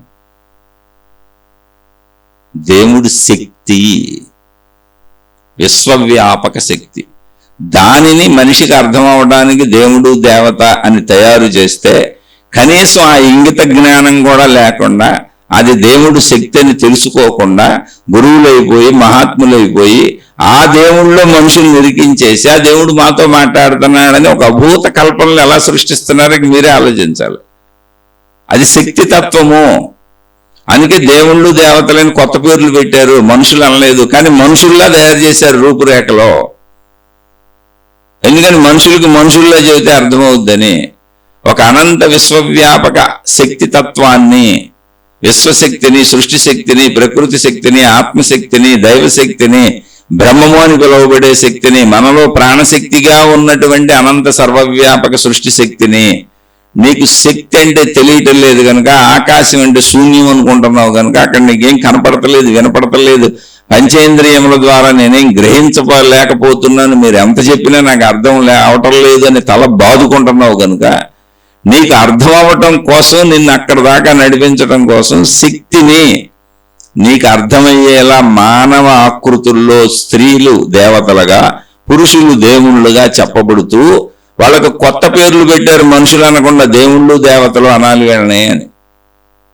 దేవుళ్ళు దేవతలు అన్నాక మళ్ళీ వీళ్ళు ఎవరో, ఎందుకు మరి మన అందరికీ కనపడరు వీళ్ళు అంటే, లేదు అది తయారు చేసాము నాయన నీ అర్చనా సౌలభ్యం కోసం, నీ ఆరాధనా సౌలభ్యం కోసం, నీ అన్వేషణ సౌలభ్యం కోసం, నీ పరిశీలన సౌలభ్యం కోసం, నీ పరిశోధన సౌలభ్యం కోసం, నువ్వు ఆ శక్తి తత్వాన్ని తెలుసుకోవడానికి, ఆ సంపూర్ణత్వాన్ని తెలుసుకోవడానికి, నువ్వు ఆ సంపూర్ణత్వాన్ని పొందటానికి, నువ్వు సౌకర్యవంతంగా శక్తి వరకు నడవటానికి మేము ఏర్పరిచిన మెట్లునైనా ఈ దేవుళ్ళు దేవతలు, మతాలు, మార్గములు, ఆచారములు, సాంప్రదాయములని మహర్షులు, ఋషులు, మునులు నెత్తి నోరు కొట్టుకు చెప్తున్నారు.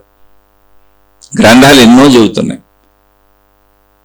కానీ నేను ఆ గ్రంథాలను పట్టించుకోను. ఈ చెప్పేది ఎన్నో ఆల్రెడీ దేవుడని చెబుతున్నారు, దేవతని చెబుతున్నారు. ఓకే, నేను అది ఒకటి పట్టేసుకొని ఇప్పుడు ఆ దేవుడి ప్రచారం, ఆ దేవతా ప్రచారం అది మతంగా పెట్టుకొని నేను నాలాంటి వాళ్ళని కొంతమందిని తయారు చేసుకొని ఆ మార్గంలో వెళ్ళిపోతాను. నేను నమ్మించేస్తా ఉంటాను అందరినీ.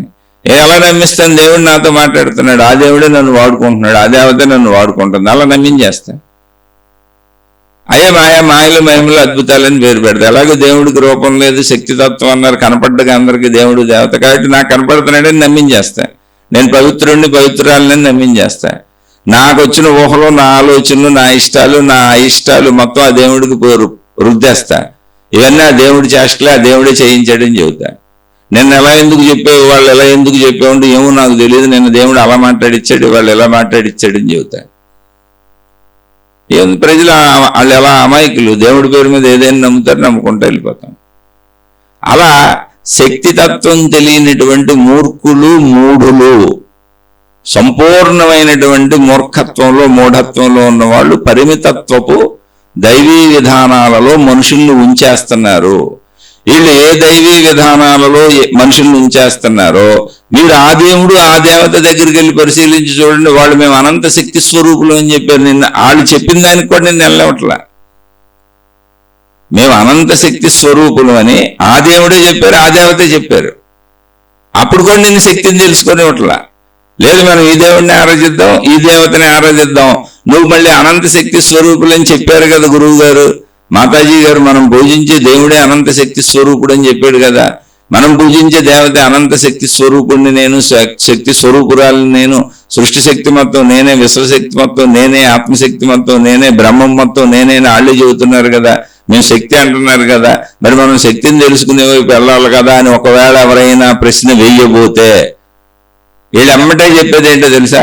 ఏమీ లేదు, మొత్తం నేనేం చెబుతున్నారు కాబట్టి ఒక దేవుణ్ణి పట్టుకుంటే ఇంక మిగిలిన దేవుళ్ళు అందరి దగ్గరికి వెళ్ళక్కర్లేదు, అసలు మనం ఈ దేవుణ్ణి పట్టుకొని మొత్తం ఇదే అని వాళ్ళని ఆలోచించనివ్వకుండా, వాళ్ళని విశ్లేషించుకోనివ్వకుండా, మాయలు మహిమలు అద్భుతాలు రక్షణలు ఇవన్నీ చెప్పేసి శరీర భావంలో వాళ్ళని ఉంచేసి ఈ దేవుణ్ణి పరిమిత దైవ భావంలో, పరిమిత మత భావంలో ఉంచేసి లిమిట్ చేసి అందులోనే కూర్చోబెట్టేస్తున్నారు. ఎప్పటికీ ఆ క్లాసులోంచి వాళ్ళని ముందుకు వెళ్ళనివ్వట్లేదు, వాళ్ళు పాస్ అవనివ్వట్లేదు. దీన్ని మనం ఏం చేస్తాం? అదే కర్మ. ఎందుకు ఈ కర్మ ఎవరు తెచ్చుకుంటారంటే ఆశలు, అత్యాశలు, దురాశలతో ఎవరైతే ఉన్నారో, ఇంతకీ ఈ కర్మలకు ఎవరు లోపడతారు? ఆశ ఉన్నోళ్ళు మోసపోతారు. నేను కష్టపడను, నేను జ్ఞానం తెలుసుకోను, నేను ఉన్న సృష్టిని ఉన్నట్టుగా చూడను, ఇంత విశాల సృష్టికి సంబంధించిన జ్ఞానం సత్యం అక్కడే ఉన్నా నేను దాన్ని తెలుసుకోను, కష్టపడలేను, నేను చదవలేను. చాలా మంది చూడండి, చదువుకోరు అని స్కూల్లో అయితే చదవరు. చదువుకున్న వాళ్ళందరూ చక్కగా జీవితంలో సెటిల్ అయిపోతారు, వృత్తి వ్యాపార ఉద్యోగాలు సెటిల్ అయిపోతారు. జీవితంలో బతికినంత కాలం బతకడానికి అవసరమైన సంస్కారవంతమైన విద్య ఉంటుంది, అలానే ధనానికి లోటు ఉండదు, హాయిగా బతుకుతారు. ఈ చదువుకున్న వాళ్ళు సంస్కారవంతమైన జ్ఞానం ఉండదు, చాలా మందికి డబ్బు కూడా ఇబ్బంది ఉండదు, సరైనటువంటి ఉపాధులు దొరకవు, ఉద్యోగాలు దొరకవు. వాళ్ళని తిడతా వీళ్ళని తిడతా, వాళ్ళని మోసం చేస్తా వీళ్ళని మోసం చేస్తా బతుకుతారు. భౌతిక విద్యల వలన భౌతిక ప్రపంచంలో బ్రతకడానికి అవసరమైన సంస్కారం వస్తుంది. సంస్కారవంతంగా మోసం చేయకుండా బతుకుతాం. అక్కడ నీతి చెప్పబడుతుంది ఆ చదువుల్లో. అలాగే వృత్తి వ్యాపార ఉద్యోగాలు చేసుకోవడానికి అవసరమైనటువంటి ప్రాపంచిక విజ్ఞానం తెలుస్తుంది. కాబట్టి శరీరపరంగా బతకడానికి అద్భుతంగా ఉంటుంది. బాగా చదువుకునే ఎంత బాగా చదువుకుంటే అంత చక్కగా బతుకుతారు. అది భౌతిక విద్యలు. ఆధ్యాత్మిక విద్య మొత్తం సృష్టి గురించి చెప్పుద్ది, నీ గురించి చెప్పుద్ది. అసలు ఆధ్యాత్మిక విద్య చదవకుండా దేవుళ్ళు అయిపోయారు, దేవతలు పట్టుకున్నారు, గురువులు అయిపోయారు, విధానాలు వచ్చేసి మాతాజీలు అయిపోయారు. ఏదో ఒక దాన్ని పట్టుకొని ఆలాడుతూ మనుషుల్ని మభ్యపెట్టేస్తున్నారు. అసలు ఆధ్యాత్మిక విద్య యొక్క లక్ష్యం ఏంటి అంటే, శక్తి నీకు అర్థం కావట్లేదు, విశ్వశక్తి నీకు అర్థం కావట్లేదు, సృష్టి శక్తి నీకు అర్థం కావట్లేదు, ఇంకా చెప్పాలంటే ఆకాశము నీకు అర్థం కావట్లేదు, ఆకాశ తత్వం నీకు అర్థం కావట్లేదు, ఆకాశ శక్తి నీకు అర్థం కావట్లేదు, పంచభూతాత్మకత నీకు అర్థం కావట్లేదు, అదంతా శక్తి అంటే నీకు తెలియట్లేదు, అదే సృష్టిగా ఉన్నది, సృష్టి అనేది మొత్తం ఆ శక్తిలోనే ఉన్నదంటే నీకు తెలియట్లేదు. శక్తి సృష్టి ఒకటేనైనా పదార్థతత్వం సృష్టిగా కనపడుతుంది, శక్తిలోని పదార్థతత్వం సృష్టిగా కనపడుతుంది. పదార్థతత్వంలోని శక్తిని నువ్వు గమనించు, అది శక్తిగా మారిపోద్ది. పదార్థాలన్నీ శక్తి అయిపోతా ఉంటాయి. అదే జననము మరణము. శక్తి నుంచి శక్తి పదార్థంగా వ్యక్తీకరించబడితే జననము, పదార్థం శక్తిగా మారిపోతే మరణము. ఈ సత్యం మొత్తం నేను చెబుతున్నాం నాయన, అది శక్తి జ్ఞానము, దాన్నే ఆత్మజ్ఞానం అన్నాం, దాన్నే బ్రహ్మము అన్నాం, బ్రహ్మజ్ఞానం అన్నాం, దాన్నే దైవీ జ్ఞానం అంటున్నాం. నువ్వు ఆనందత్వపు జ్ఞానాన్ని తెలుసుకో, అది నీలో ఉన్న ప్రాణశక్తే. నీ శరీరము పదార్థము, నీ శరీరం అనే పదార్థం నడవడానికి నీలో ఉన్న శక్తి ప్రాణశక్తే. పదార్థము శక్తి కలిసే ఉన్నది, శక్తే పదార్థముగా వ్యక్తీకరించుకున్నది, అది నీ శరీర తత్వము. ఈ శరీర తత్వము శిథిలమై శక్తిగా అది ఉండిపోతుంది, శక్తికి నశింపు లేదు. దాన్ని నువ్వు మరణం అనుకుంటున్నావు. కాబట్టి ఈ చదువు అంతా చదువుకోనైనా, ఇది శక్తి చదువు, ఇది ఆధ్యాత్మిక చదువు, ఆత్మజ్ఞాన చదువు, బయటకు వెళ్ళేది కాదు. బయట చదువులు భౌతిక చదువులు, ప్రాపంచిక చదువులు, అవి సంస్కారాన్ని నేర్పుతాయి. బయట ఎలా బతకాలో ప్రపంచంలో ఆ సంస్కారాలు నేర్పుతాయి. చక్కగా దేశకాల పరిస్థితుల్లో ఎలా బతకాలో ఆ సంస్కారాలు నేర్పుతాయి. వృత్తి వ్యాపార ఉద్యోగాల ద్వారా ధనం సంపాదించుకోవడానికి అవసరమైన అర్హతల్ని ఆ భౌతిక చదువులు ఇస్తాయి. ఈ ఆధ్యాత్మిక చదువు అని నీలోపు నువ్వు, నీ వైపు నువ్వు తిరగటం, నిన్ను నువ్వు చూసుకోవటం, నీ ప్రాణశక్తి అనంత ఆత్మశక్తి. కాబట్టి నువ్వు ఎక్కడ ఇరుక్కుపోకుండా, దేన్ని బంధించుకోకుండా, అసలు నేను నాది నా వాళ్ళని కుటుంబ బంధాలలో కూడా ఇరుక్కుపోకుండా కుటుంబాలు ఉంచుకో, తామరాకుపై నీటి బొట్టులా. ఎందుకని నువ్వు బంధం వేసుకున్నా వేసుకోపోయినా అలాగే నడుస్తుంది. నేను నాది నా వాళ్ళు అన్నావు, నిన్ను నువ్వు బ్రతికించుకొని ఉంచుకోగలవా? నీ భార్యని ప్రాణం పోకుండా ఉంచుకోగలవా? నీ భర్త ప్రాణం పోకుండా ఉంచుకోగలవా? నీ కుటుంబ సభ్యులు ప్రాణాలు పోకుండా ఉంచుకోగలవా? నీ బంధుమిత్రులు స్నేహితులను నువ్వు ఏ విధంగా కాపాడగలవు? ఏ విధంగా నువ్వు రక్షించగలవు? జాతస్య మరణం ధ్రువం, ఎవరైనా మరణిస్తారు. అలాగే ఎవరికైనా కష్టాలు, కన్నీళ్లు, ఇబ్బందులు, అనారోగ్యాలు, బాధలు నువ్వేం చేయగలవు? ప్రాపంచిక నడకలో నీ జీవన తీరుని బట్టి నీకు వచ్చేయన్నీ వచ్చేస్తుంటాయి. ఆ విమానంలో వెళ్ళే వాళ్ళందరికీ జరిగేది ఏం జరుగుద్దో నీకు అదే జరుగుద్ది. కాబట్టి కర్తృత్వ భావన నువ్వు అనుకుంటున్నటువంటి భ్రమ తప్ప, మిథ్య తప్ప, అది నిజం కాదు. నిజంగా జీవించంటున్నారు. నేను పెళ్లి చేసుకోవద్దు అనలా, జీవిత భాగస్వామిని తెచ్చుకోవద్దు అనలా, కుటుంబం ఏర్పరచుకోవద్దు అనలా, డబ్బు సంపాదించుకోవద్దు అనలా. ఇప్పుడు ఎలా బతుకుతున్నావు మొత్తం అలాగే బతుకు. కానీ దానికి నేనే కర్తనని అనుకోబాక. ఎందుకంటే నువ్వు కర్త కాదు. అసలు నువ్వు పరిశీలించుకో, నీకు కర్త ఎవడు? అసలు నీ ఉద్యోగం ఎప్పుడు పోద్దో, నీ వ్యాపారం ఎప్పుడు నష్టపోద్దో, నీ జీవితంలో ఎప్పుడు లాభం వస్తుందో, ఎప్పుడు నష్టం వస్తుందో ఎవరికి తెలుసు? అసలు మరో నిమిషం నువ్వు ఉంటావో ఉండవో, నేను ఉంటానో ఉండను, ఎలా జీవితాలు తలకిందులు అయిపోతాయో ఎవరికి తెలుసు? ఆ తలకిందులు అవడంలో అత్యున్నత స్థితికి వెళ్ళిపోవచ్చు, అధమ స్థితికి పడిపోవచ్చు. కాలంలో ఏది జరిగితే అది స్వీకరించుకుంటూ వెళ్ళడం తప్ప ఏం చేయగలం? పగలొచ్చింది స్వీకరించాం, రాత్రి వచ్చింది స్వీకరించాం. స్వీకరించండి తప్ప ఏం చేస్తావు నువ్వు అన్నప్పుడు? స్వీకరణే తప్ప కర్త కాదుగా. మనం గాలి ఉంది కాబట్టి పీల్చుకుంటున్నాం, గాలి అయితే ఎక్కడ సృష్టించుకుంటావు? అసలు గాలి లేకపోతే ఎలా పీలుస్తావు, ఎలా బతుకుతావు? సూర్యుడే లేకపోతే ఎలా బతుకుతావు? పంచభూతాత్మక సృష్టి లేకపోతే ఎలా బతుకుతావు? ఆహార పదార్థాలు మొక్కలు ఉండి పండుతున్నాయి కనుక మనం పండించుకొని మనకు నచ్చిన మొక్కలు పండించుకు బతుకుతున్నాం. అసలు మొక్కలే లేకపోతే ఎలా బతుకుతావు? అసలు నీరే లేకపోతే ఎలా బతుకుతావు? అసలు ఆహార ధాన్యాలు ఉత్పత్తి అవ్వకపోతే ఎలా బతుకుతావు? అలాగే స్త్రీ పురుష శారీరక అవయవాలు ఉన్నాయి కాబట్టి, ఇవ్వబడినవి కాబట్టి శృంగారం అనుభవించి సుఖపడి పిల్లల్ని కంటున్నాం. అసలు అవయవాలే లేకపోతే ఎలా బతుకుతావు? అవయవాలు లేవు అనుకో, శృంగారాన్ని ఎలా అనుభవిస్తావు? ఎలా పిల్లల్ని కంటావు? అన్నీ ఇవ్వబడినవి. కంటికి చూపు ఇవ్వబడినది, చెవికి శబ్దము వినికిడి ఇవ్వబడినది, ముక్కుకు వాసన ఇవ్వబడినది, నాలుకకు రుచి ఇవ్వబడినది, చర్మమునకు స్పర్శ ఇవ్వబడినది, జీవికి జీవితము ఇవ్వబడినది, జీవిగా ఒక శరీరము నీకు ఇవ్వబడినది. ఆ శరీరము దానంతటది పెరిగిపోతుంది, ఎదిగిపోతుంది, కదిలిపోతుంది, దాని ప్రయాణం అది చేసుకుంటుంది. అది ఒకప్పుడుకు ముగిసిపోద్ది. ఇందులో నీ చేతిలో ఏముంది చెప్పు? అలా నీ ప్రయత్నంతో, అంటే నువ్వు ప్రయత్నం చేయడానికి అవసరమైన ప్రయత్న శక్తి ఇవ్వబడింది. పంచేంద్రియాలు ఇవ్వబడినట్టు ప్రయత్న శక్తి ఇవ్వబడింది, జ్ఞానశక్తి ఇవ్వబడింది. చక్కగా దాన్ని ఉపయోగించుకొని నీకు తారసపడిన వాడిలో నువ్వు చేయగలిగినవి చేసి నువ్వు పొందగలిగినవి పొంది హాయిగా తృప్తిగా ఉండన్నారు అంతే. మొత్తం సృష్టిలో నువ్వు ధూళి కణవంతే. కానీ అక్కడ నేను కర్తననే భావాన్ని ఏర్పాటు చేసుకుంటున్నావు నాయన. నేను లేకపోతే ఇది ఉండదు అనుకుంటున్నావు నాయన. ఈ బంధం నువ్వు పెట్టుకుంటున్నావు నాయన. ఈ బంధాలు లేకపోతే నేను బతకలేను అనుకుంటున్నావు నాయన. నేను లేకపోతే ఆ బంధాలు బతకలు అనుకుంటున్నావు నాయన. అదంతా అసత్యము నాయన. అది ఎవరో కదా, ఎవరికళ్ళు పరిశీలించుకోండి. సత్యాన్ని చెబుతుంది ఆధ్యాత్మికత అంటే. అది ఎప్పుడు తెలుస్తుంది? నీ వైపు నువ్వు తిరిగితే తెలుస్తుంది అని. నీ వైపు నువ్వు తిరిగి అప్పుడు తెలుస్తుంది.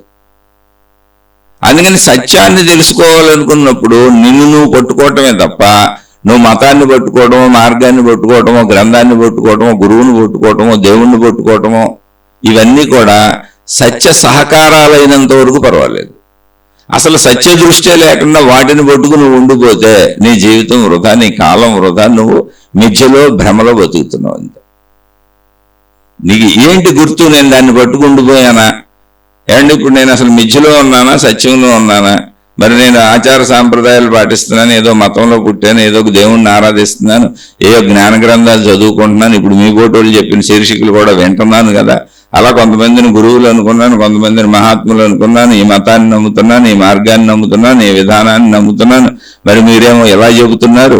ఇప్పుడు అసలు నేను కరెక్ట్గా ఉన్నానా, చెడుగా ఉన్నానా, మంచిగా ఉన్నానా, సరిగ్గా నడుస్తున్నానా, సరిగ్గా నడవటం లేదా, మిథ్యలో ఉన్నానా, ఆ మత పంజరంలో, ఆ దైవ పంజరంలో, ఆ ప్రచారకుల పంజరాల్లో చిక్కుకుపోయానా, నన్ను నేను భ్రమంలో పెట్టుకున్నానా, నన్ను నేను అజ్ఞానంలో పెట్టుకున్నానా, నన్ను నేను నాశనం చేసుకుంటున్నానా, నన్ను నేను బాగుపరుచుకుంటున్నానా? నాకు ఎలా తెలుస్తుంది? అసలు నేను నడిచేదంతా తప్పుడు మార్గమా, నిజ మార్గమా నాకు ఎలా తెలుస్తుంది? నా గురువులు కానీ, నా మతాలు కానీ, నా మార్గాలు కానీ, నా దైవాలు కానీ, నా గ్రంథాలు కానీ, నా విధానాలు కానీ, నా పద్ధతులు కానీ, నాకు బోధించేవాళ్ళు కానీ, ఏదైనా ఇదంతా కరెక్టా కాదా, తప్ప రైటా, మోసమా, అన్యాయమా నాకు ఎలా తెలుస్తుంది? అంటే ఒకే ఒకటే, నీలో చెడు తొలగిపోయి మంచి పెరుగుతూ ఉంటుంది. నీలో కర్తృత్వ భావన, అంటే నేను లేకపోతే ఇదేమి సాగదు అనే భావన తగ్గిపోతూ ఉంటుంది. ఎందుకంటే జ్ఞానం పెరుగుతున్నప్పుడు ఏమవుద్ది? నేనే ఉండను కదా అసలు. పోనీ అది వదిలేయండి. అసలు సామాన్య స్థితిలో, ముందు అక్కడ దాకా వెళ్ళాలంటే కొంచెం జ్ఞానం పెరగాలి. సామాన్య స్థితిలో నీలో చెడు గుణములన్నీ నశించి మంచి పెరుగుతుంటే, మళ్ళీ మంచిలో అహంకారం, పెత్తనాలు చేయడం, వీళ్ళు నా కిందోళ్ళు, వీళ్ళు నా పైనోళ్ళు, ఇటువంటి భావాలు కూడా ఉండవు. సమభావం. ఇప్పుడు నేను నడవలేక రిక్షా ఎక్కాను అంతే తప్ప రిక్షా తొక్కేవాడు నాకంటే తక్కువడు కాదు. నేను నడవలేక, ఆ ఎండలో తిరగలేక నేను రిక్షా ఎక్కితే నన్ను కూర్చోబెట్టుకొని తన బరువుని నా బరువుని కలిపి లాక్కెళ్తున్నాడు గొప్పోడా? నేను రిక్షా ఎక్కి నా దగ్గర డబ్బులు ఉన్నాయి కాబట్టి నేను నడవలేక నీకు డబ్బులు ఇచ్చానన్న నేను గొప్ప? ఒరిజినల్గా ఆలోచించండి. నడవలేకపోయినోడు బలహీనుడు.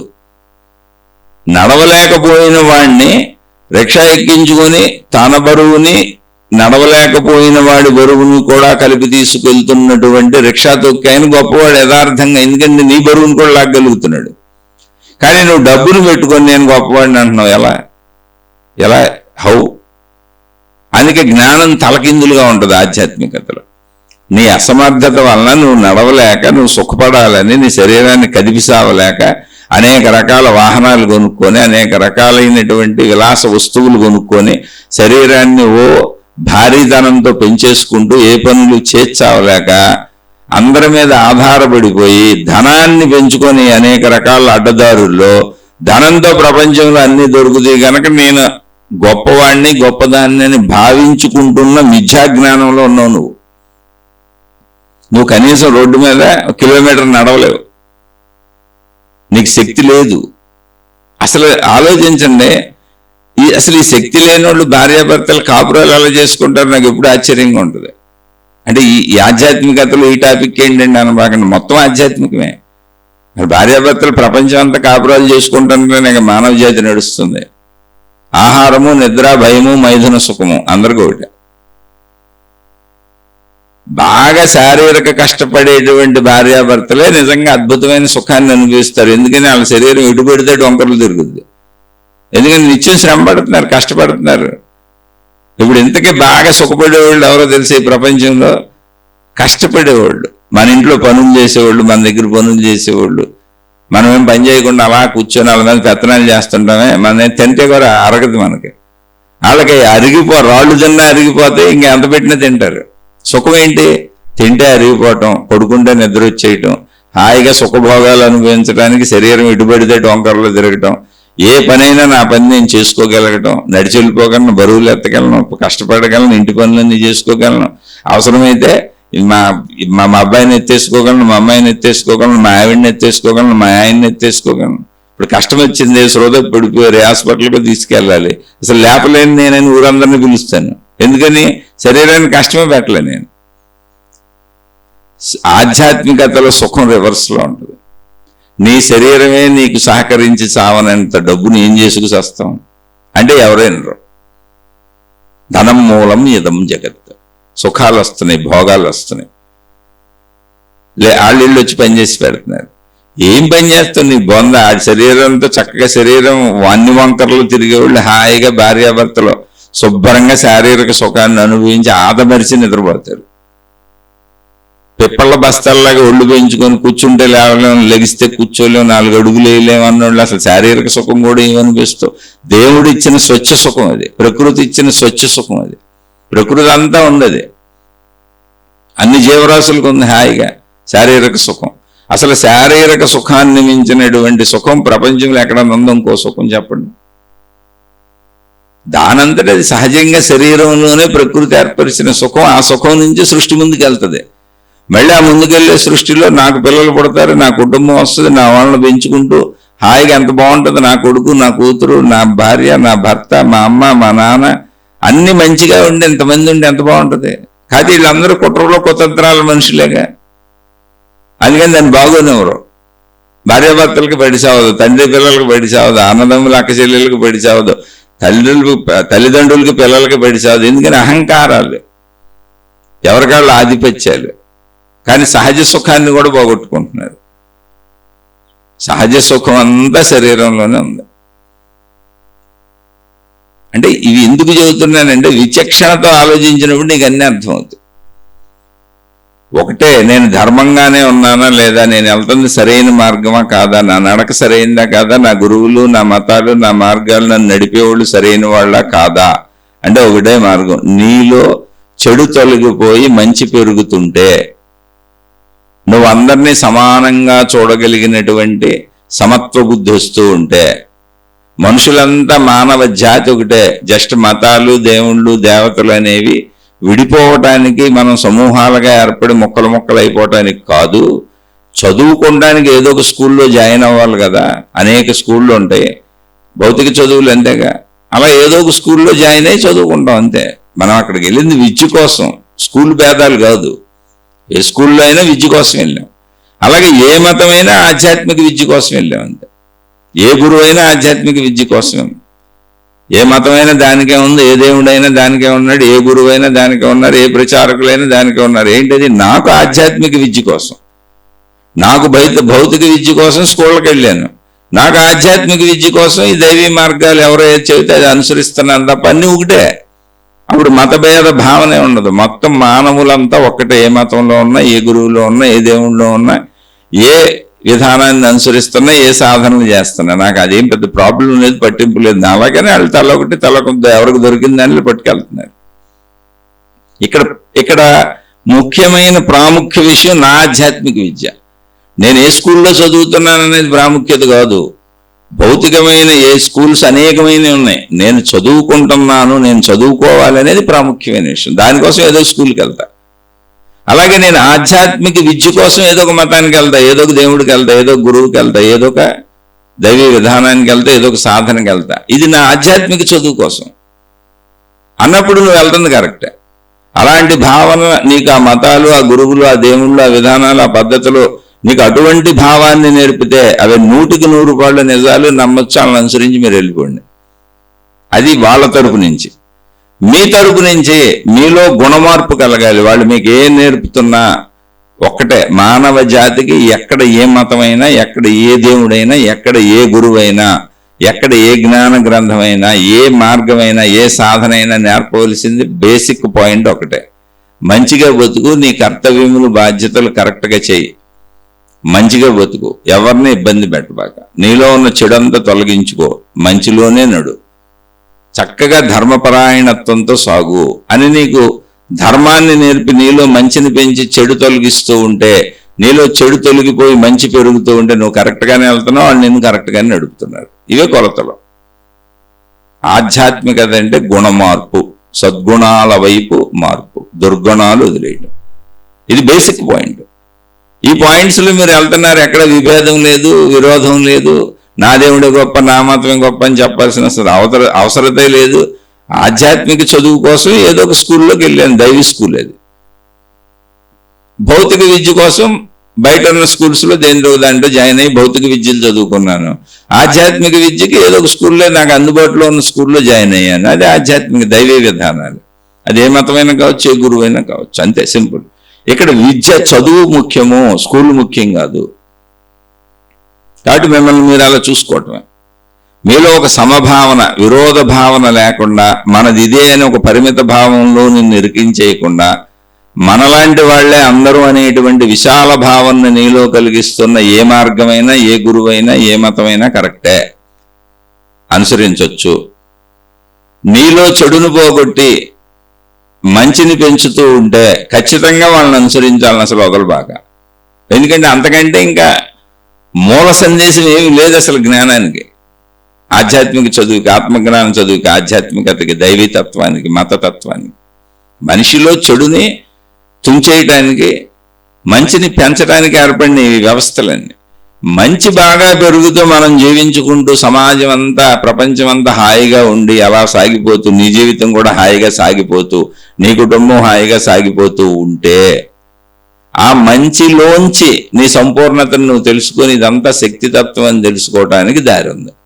మంచిలోకి రాకుండా అసలు ఎవరికి అర్థం కాదు. అందుకనే అసలు కొన్ని మతాలు ప్రత్యేకంగా అసలు ఈ శక్తితత్వాన్ని చెప్పవు, దైవ విధానాలే చెబుతారు వాళ్ళు. ఎందుకంటే అసలు వాళ్ళు మంచులోకి రాలేదు పూర్తిగా.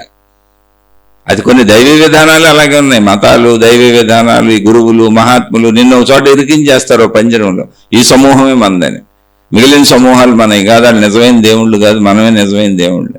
ఎందుకని అసలు వాళ్ళు శక్తి దాకా వెళ్ళటంలా, ఎప్పుడు ఆ క్లాసులోనే కూర్చొని అదే చదువుకుంటామని చెబుతున్నారు. ఎందుకని ఈజీగా ఉంది, దాంట్లో కష్టం లేదు, జ్ఞానం ఉపయోగించక్కర్లేదు, నన్ను నేను పరిశీలించుకోక్కర్లేదు, నా చుట్టూ ఉన్న సృష్టిని గమనించక్కర్లేదు, రోజు మంచిగా ఉన్నానా చెడుగా ఉన్నానా అని ప్రతిక్షణం గమనించుకోక్కర్లేదు, చుట్టూ ఉన్న వాళ్ళని గమనించక్కర్లేదు, అంత శ్రమే లేదు. కాదు, శ్రమ పడాలా, నిన్ను గమనించుకోవాలా, నీతో నువ్వు ఉండాలా, నీలో నువ్వు ఉండాలా, నిరంతరం నిన్ను నువ్వు గమనించుకుంటూ చెడును వదిలేసి మంచిలో సాగాల. అప్పుడే నీ సంపూర్ణ తత్వాన్ని తెలుసుకునే వరకు నీ ప్రయాణం సాగుద్ది. అదే ఆధ్యాత్మికత, దాన్నే చెప్పుకుంటున్నాం. అయితే ఇప్పుడు సోదరుడు అడిగింది ఏంటంటే, ఇప్పుడు ఆ చెప్పుకుంటున్న తత్వంలో మన ప్రాణశక్తే ఆత్మశక్తిగా మనకు తెలుస్తుంది. దాన్ని ఆత్మానుభవము అంటారు. ఇదంతా ముందు మంచిగా బతికి జీవించే వాళ్ళకి కదా అసలు అర్థమయ్యేది. ముందు అది మంచిగా ఉండే ప్రయత్నం చేయండి. ఇక్కడ ఆత్మానుభవం అన్నప్పుడు అందరినీ అన్నింటినీ అంగీకరించటమేనా రమణ మహర్షిలాగా? ఇప్పుడు ముందు ఇక్కడ అంగీకరించటమేనా ఆత్మానుభవము అంటే? అన్నింటినీ అందరినీ అంగీకరించటమేనా? అంగీకరించటము, వ్యతిరేకించటము ఆత్మానుభవం కాదు. శరీరపరమైన జీవితంలో సాగుతున్నాం, అది వేరు. ఇప్పుడు అక్కడ ముళ్ళుందనుకోండి, అంగీకరించి కాలేసేయంగా ఆ ముళ్ళు రోడ్డు మీద ఉంది కాబట్టి అంగీకరించాలి. గాజు బెంకులు రోడ్ల మీదే ఉన్నాయి కాబట్టి, గాజు సీసా ఎవరో పగలగొట్టారు కాబట్టి, అది రోడ్డు కాబట్టి, అది అక్కడే ఉంది కాబట్టి నేను అంగీకరించి తొక్కుకుంటూ వెళ్ళిపోతాను, అది నాకు గుచ్చుకొని హాని చేసినా పర్వాలేదు అనేది కాదుగా. మనలో విచక్షణా జ్ఞానం ఉందిగా. విచక్షణా జ్ఞానాన్ని ఉపయోగించి శరీరపర జీవితం అంతా విచక్షణా జ్ఞానంతోనే జీవించాలి. అది లోక సాంప్రదాయాలను పాటించాలి, దేశకాల పరిస్థితుల ధర్మాలను పాటించాలి. అది విచక్షణా జ్ఞానం, శరీరపర జీవితం అంటే. ఆత్మానుభవం అంటే నిద్రాస్థితి లాంటి స్థితిని మెలకువలో మనం పొందుతాం ప్రయత్నించుకొని అని ప్రతి శీర్షికలో చెప్పుకుంటూ వస్తున్నాం. దాన్ని మోక్షం అంటారు, దాన్ని ఆత్మానుభవం అంటే. నా ప్రాణశక్తి ఎరుకను నేను పొందుతాను. నా ప్రాణశక్తి ఎరుక అంటే నేను శరీర భావనలో ఉన్నప్పుడు, నేను శరీరం అనుకొని నడుస్తున్నప్పుడు సృష్టి అంతా నాకు విభిన్నంగా కనపడుద్ది, అనేకంగా కనపడుతుంది. సృష్టిలో అనేకత్వం ఉంటుంది. శరీరపర జీవితం అంతే, అది కరెక్ట్. దానికి సహకరించేది నా మనస్సు. శరీరం ప్రపంచం నుంచి గ్రహించిన విషయాలతో ఈ మనస్సు అనేది ఏంటి? ప్రాణశక్తి. ఈ మనస్సు అనేటువంటి శక్తి తనలో ఉంచుకున్నటువంటి నేను గ్రహించిన శరీరంతో గ్రహించిన ప్రాపంచిక విషయాలను తిరిగి నాకు అందిస్తూ నేను శరీరపరంగా ఈ ప్రపంచంలో జీవించేలా చేస్తుంది. అది మనస్సు. ఈ స్థితుల్లో నేను శరీరం నాకు ఎప్పుడు సృష్టి విభేదంగా కనపడుతుంది, అనేకంగా కనపడుతుంది. అది నిజమే శరీరపరంగా. కానీ నాలో ప్రాణశక్తి ఉన్నది. అది ఉండటం వల్ల శరీరం మనసు నడుస్తుంది. ఆ ప్రాణశక్తి ఎరుకను పొందితే ఎలా ఉంటుందో మహాత్ములు చెప్పారు. ఏకత్వ భావన ఉంటుంది. నేను అనే భావన అసలు ఉండదు, శరీరం అనే భావన అసలు ఉండదు, పరిమిత భావన అసలు ఉండదు, సృష్టి భావన అసలు ఉండదు. శరీరంతో కలిసి సాగుతున్న మనస్సుతో కలుగుతున్న ఏ భావములు ఉండవు. అభావ స్థితి ఉంటుంది. అదే ఆకాశ స్థితి. అది నా స్థితే, నా స్వస్థితే. నేను దాంట్లోకి వెళ్ళటం లేదు, ఎప్పుడూ శరీర స్థితిలోనే సాగుతున్నా. అలానే వెళ్ళటం లేదా అంటే నిద్రాస్థితిలో నేను అక్కడికి వెళ్తున్నా. అది సృష్టి సహజముగా చేసిన ఏర్పాటు. సృష్టి కూడా మనకు ఆధారాలు ఇచ్చింది అక్కడ. ఏంటి? నిద్రాస్థితిలో నువ్వు ఎక్కడికి వెళ్తున్నావో అదే నీ స్వస్థితి. అంటే నేను రోజు ఎలా జీవిస్తున్నాను ఇప్పుడు? శరీర స్థితిలో. అంటే శరీరంతో కదులుతున్నప్పుడు మనసు శరీరానికి సహకరిస్తుంది, అప్పుడు శరీర స్థితిలో సాగుతున్నా. శరీరంతో కదలకుండా ఊహలు సాగుతున్నప్పుడు మనోస్థితిలో ఉన్నా. మేలుకొన్నప్పుడు ఊహించుకుంటూ కూర్చున్నాను అనుకోండి, భయాలో, బాధలో, దుఃఖాల్లో, డిప్రెషన్లో, ఒత్తిడిలో, స్ట్రెస్లో. శరీరం కదలటల్లా, భావోద్వేగాలకు లోనవుతున్నా. అది మానసిక స్థితి. అలాగే నిద్రలో కలలుగంటున్నా, అది మానసిక స్థితి. అంటే మనోలోకము. అప్పుడు మానసిక స్థితిలో ఉన్నా, అంటే మనోస్థితిలో ఉన్నా. శరీర స్థితి శరీరం వాడుతున్నప్పుడు, శరీరం వాడకుండా ఒట్టి ఊహలో కలల్లో ఉన్నప్పుడు మనోస్థితి. ఈ రెండింటికి ఆధారంగా ఉన్నది ప్రాణశక్తి. అసలు ఈ రెండింటిని వదిలేసి నిద్రలోకి వెళ్ళినప్పుడు, అంటే ఈ రెండు స్థితులను వదిలి నిద్రాస్థితికి వెళ్ళా, అది మూడు స్థితుల్లోకి వెళ్ళేలా సృష్టి చేసిన ఏర్పడేది. అప్పుడు నేను నిద్ర అన్నాను. అంటే మనోస్థితి, శరీర స్థితి, భావన నాకు లేదు అంతే. అక్కడ ఏ భావన ఉంది? నిద్రాస్థితిలో అసలు ఏ భావన లేని అభావస్థితి ఉంది. అప్పుడు నువ్వు ఉన్నావో లేదా నిద్రాస్థితిలో? నేను ఉన్నానా లేదా? ఉన్నాను, లేచానుగా, అంతే. ఉనికిగా ఉన్నాను అంతే. దానికి కొలతలు లేవు, కొలబద్దలు లేవు. ఎందుకని? అభావస్థితి అది. కాబట్టి ఈ అభావస్థితిని మెలకువలో సాధన చేసుకొని ప్రాణశక్తే కదా, అది నీ లోపలే ఉంది కదా అన్నారు. అలా చేయాలంటే శరీర మనోభావాల స్థితులను ఆపగలగాలి. ఆపగలగాలంటే ఏంటి? శరీరంతో పనిచేయకుండా, పరిగెత్తకుండా ఉండాలి. మనసుతో ఊహించి పరుగులు తీయకుండా ఉండగలగటం మనం నేర్చుకోవాలి. అంతే, అది సాధన. చాలా సింపుల్ ఇష్యూ అది. అప్పుడు ఏకత్వ భావన, ఆకాశ స్థితి, ఆకాశతత్వము, నా ప్రాణశక్తి నాకు అనుభవం అవుతుంది. దానికి నువ్వు ఎంతకాలం చేస్తావని నీ ఇష్టం. నీ శరీర స్థితిని, నీ మనోస్థితిని నువ్వు ఆపటానికి ప్రయత్నించుకోవాలి. అది కొద్దిగా కొంచెం చేయాలి. ఎందుకని? ఎంత ప్రయత్నించినా మనం జీవించాల్సింది మళ్ళీ శరీర స్థితిలోనే, ఆయువు ఉన్నంత వరకు. శరీర స్థితిలో జీవించాలంటే మనసు ఉండాలిగా. కాబట్టి పూర్తి ప్రయత్నం కుదరదు అసలు బతికున్నంత వరకు. అందుకని కొంత టైం పెట్టుకొని నిద్రాస్థితిని ఎలా అయితే ప్రకృతి పెట్టిందో, ప్రకృతి పెట్టిందిగా, నిద్రాస్థితి పెట్టింది. 8 గంటల నిద్ర మనకి, మిగిలిన 16 గంటలు శరీర మనోస్థితులు రెండు కలిసి పనిచేసుకుంటూ ఉంటాయి. అది సహజంగా ఉంది. అలాగే నీ జీవితంలో నువ్వు శరీరాన్ని ఉపయోగించేది, నువ్వు మనసును ఉపయోగించేటువంటి మెలకువ స్థితిలో కొంత సమయం మిగిల్చుకో. శరీరాన్ని ఉపయోగించటం, మనసును ఉపయోగించటం ఆపేసి కూర్చో. కొంతకాలానికి ఆ రెండింటికి అలవాటు అవుద్ది. అంతే, నువ్వు చేయాల్సింది కూడా ఏం లేదు ఇక్కడ. శరీర మనస్సులను ఉపయోగించడం ఆపేసి కూర్చో. ఏమంటే నేను శరీరాన్ని ఆపేసి కూర్చున్నాను కానీ మనసును ఆపి కూర్చోలేకపోతున్నానంటే మనసు దానంతటది చెలిస్తున్నది. దానికి కొన్ని సంవత్సరాలు అలవాటు చేసేసాం. ఇప్పుడు ఇలా కూర్చున్నప్పుడు ఆగాలి అని దానికి అర్థం అవడానికి ఎంత టైం పట్టుద్ది? 6 నెలలు, సంవత్సరం, 6 సంవత్సరాలు, 10 సంవత్సరాలు. ఆ టైం వరకు నువ్వు ఊరికి అలా కూర్చుంటూ ఉండు అంతే. అదే తీసేసుకుంటుంది. దానికి అలవాటు అయినాక అలా కూర్చున్నప్పుడు ఆగిపోతూ ఉంటుంది. అలా ఎప్పుడైతే ఆగిపోతుందో అది సంపూర్ణంగా నీకు అలవాటు అయిపోద్ది. అంటే శరీర స్థితి నుంచి మనోస్థితి నుంచి ప్రాణశక్తి స్థితికి రావటం, ఆ ప్రాణశక్తి స్థితిలో శరీర మనస్సులను వదిలేసి సంపూర్ణంగా ప్రాణశక్తిలో స్థితిలో కూర్చోవటం నీకు ఎప్పటికి అలవాటు అవుద్దో దానిని మోక్షము, ఆత్మానుభవము అన్నారు. ఆ స్థితి ఎరుకని నువ్వు నీ అంతట సాధించుకోగలిగితే. ఆత్మానుభవం అయితే అన్నిటినీ అంగీకరించడమేనా? కానే కాదు. శరీరపదంగా అసలు అంగీకరించడం అనేదే లేదు. విచక్షణతో జీవించాలి. చెప్పాక ముళ్ళుంటే తొక్కుంటూ వెళ్ళిపోము. రోడ్డు మీద వాహనాలు బోల్డ్ అడ్డం వచ్చినాయి కదా, అడ్డం వస్తే ఏం చేస్తాంలే, మనం కూడా ఇంకా వాటితో గుద్దించుకుంటూ వెళ్ళిపోదాం. ఓన్లీ ఆ లారీ మీద నుంచి వెళ్ళిపోద్ది, ఆ బస్సు మీద నుంచి వెళ్ళిపోద్ది, వాహనం కొట్టేసి వెళ్ళిపోద్ది అని అల్లంగా విచక్షణ వాడతాం, తప్పుకుంటూ వెళ్తాం. అలా జీవితం మొత్తం విచక్షణతోనే బతకాలి. అది శరీరపర జీవితం. అంతే. రమణ మహర్షిలాగా ఇక్కడికి ఇది ఇంకో పాయింట్. రెండో పాయింట్, రమణ మహర్షిలాగా శరీరం నుంచి ఆత్మ బయటకు వచ్చి అనుభవం కలగటమా? అది అందరికీ కలగదు కదా. అంటే శరీర భావనలో ఉన్న మనిషికి శరీరం వేరు, ప్రాణశక్తి వేరు అని చెప్పబడుతున్నది కనుక ఏదో బయటకు వచ్చేసింది శరీరంలోంచి అనేటువంటి భావనలో రాయబడి చెప్పబడుతున్నది. కానీ మొత్తం సృష్టి అంతా అనంత ఆత్మశక్తి, ఆకాశమైన ఆత్మశక్తిలో ఉన్నది.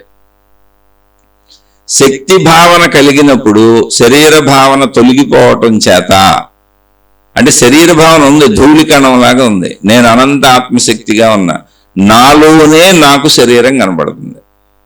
రమణ మహర్షికి జరిగింది అది. ఇప్పుడు శరీరం నేను అనుకున్నప్పుడు నాకేం కనబడుతుంది? నా శరీరం నేనన్న భావన ఉంది, నా శరీరం కనబడుతుంది, మిగిలిన సృష్టి కనబడుతుంది, ఆకాశం కనబడుతుంది, మిగిలిన సృష్టి అంతా కనబడుతుంది. ఇప్పుడు ఆత్మానుభవం అయినాక ఏం జరిగింది? రమణ భగవానులకు జరిగినప్పుడు దానంతట అది జరిగిన చర్య కనుక అది ఆయనకి చిన్నతనంలో ఏం జరిగింది? శరీరం వేరు, నేను వేరు అని తెలిసింది అని ఆయన చెప్పారు. ఓకే, అవును, దాన్ని రాసేటప్పుడు మనం అలాగే రాస్తాం. శరీరము అక్కడ పడిపోయి ఉంది, నేను అనుకున్న శరీరం అక్కడ పడుకొని ఉంది, పడిపోయింది. రమణ మహర్షికి నేనన్న భావన వేరుగా ఉంది. నేనున్నానని తెలుస్తుంది, నేనేమి ఏదో అయిపోయానని తెలియట్లా, నేనున్నట్టుగానే ఉంది. కానీ ఎలా ఉన్నాను అన్నది లేదు.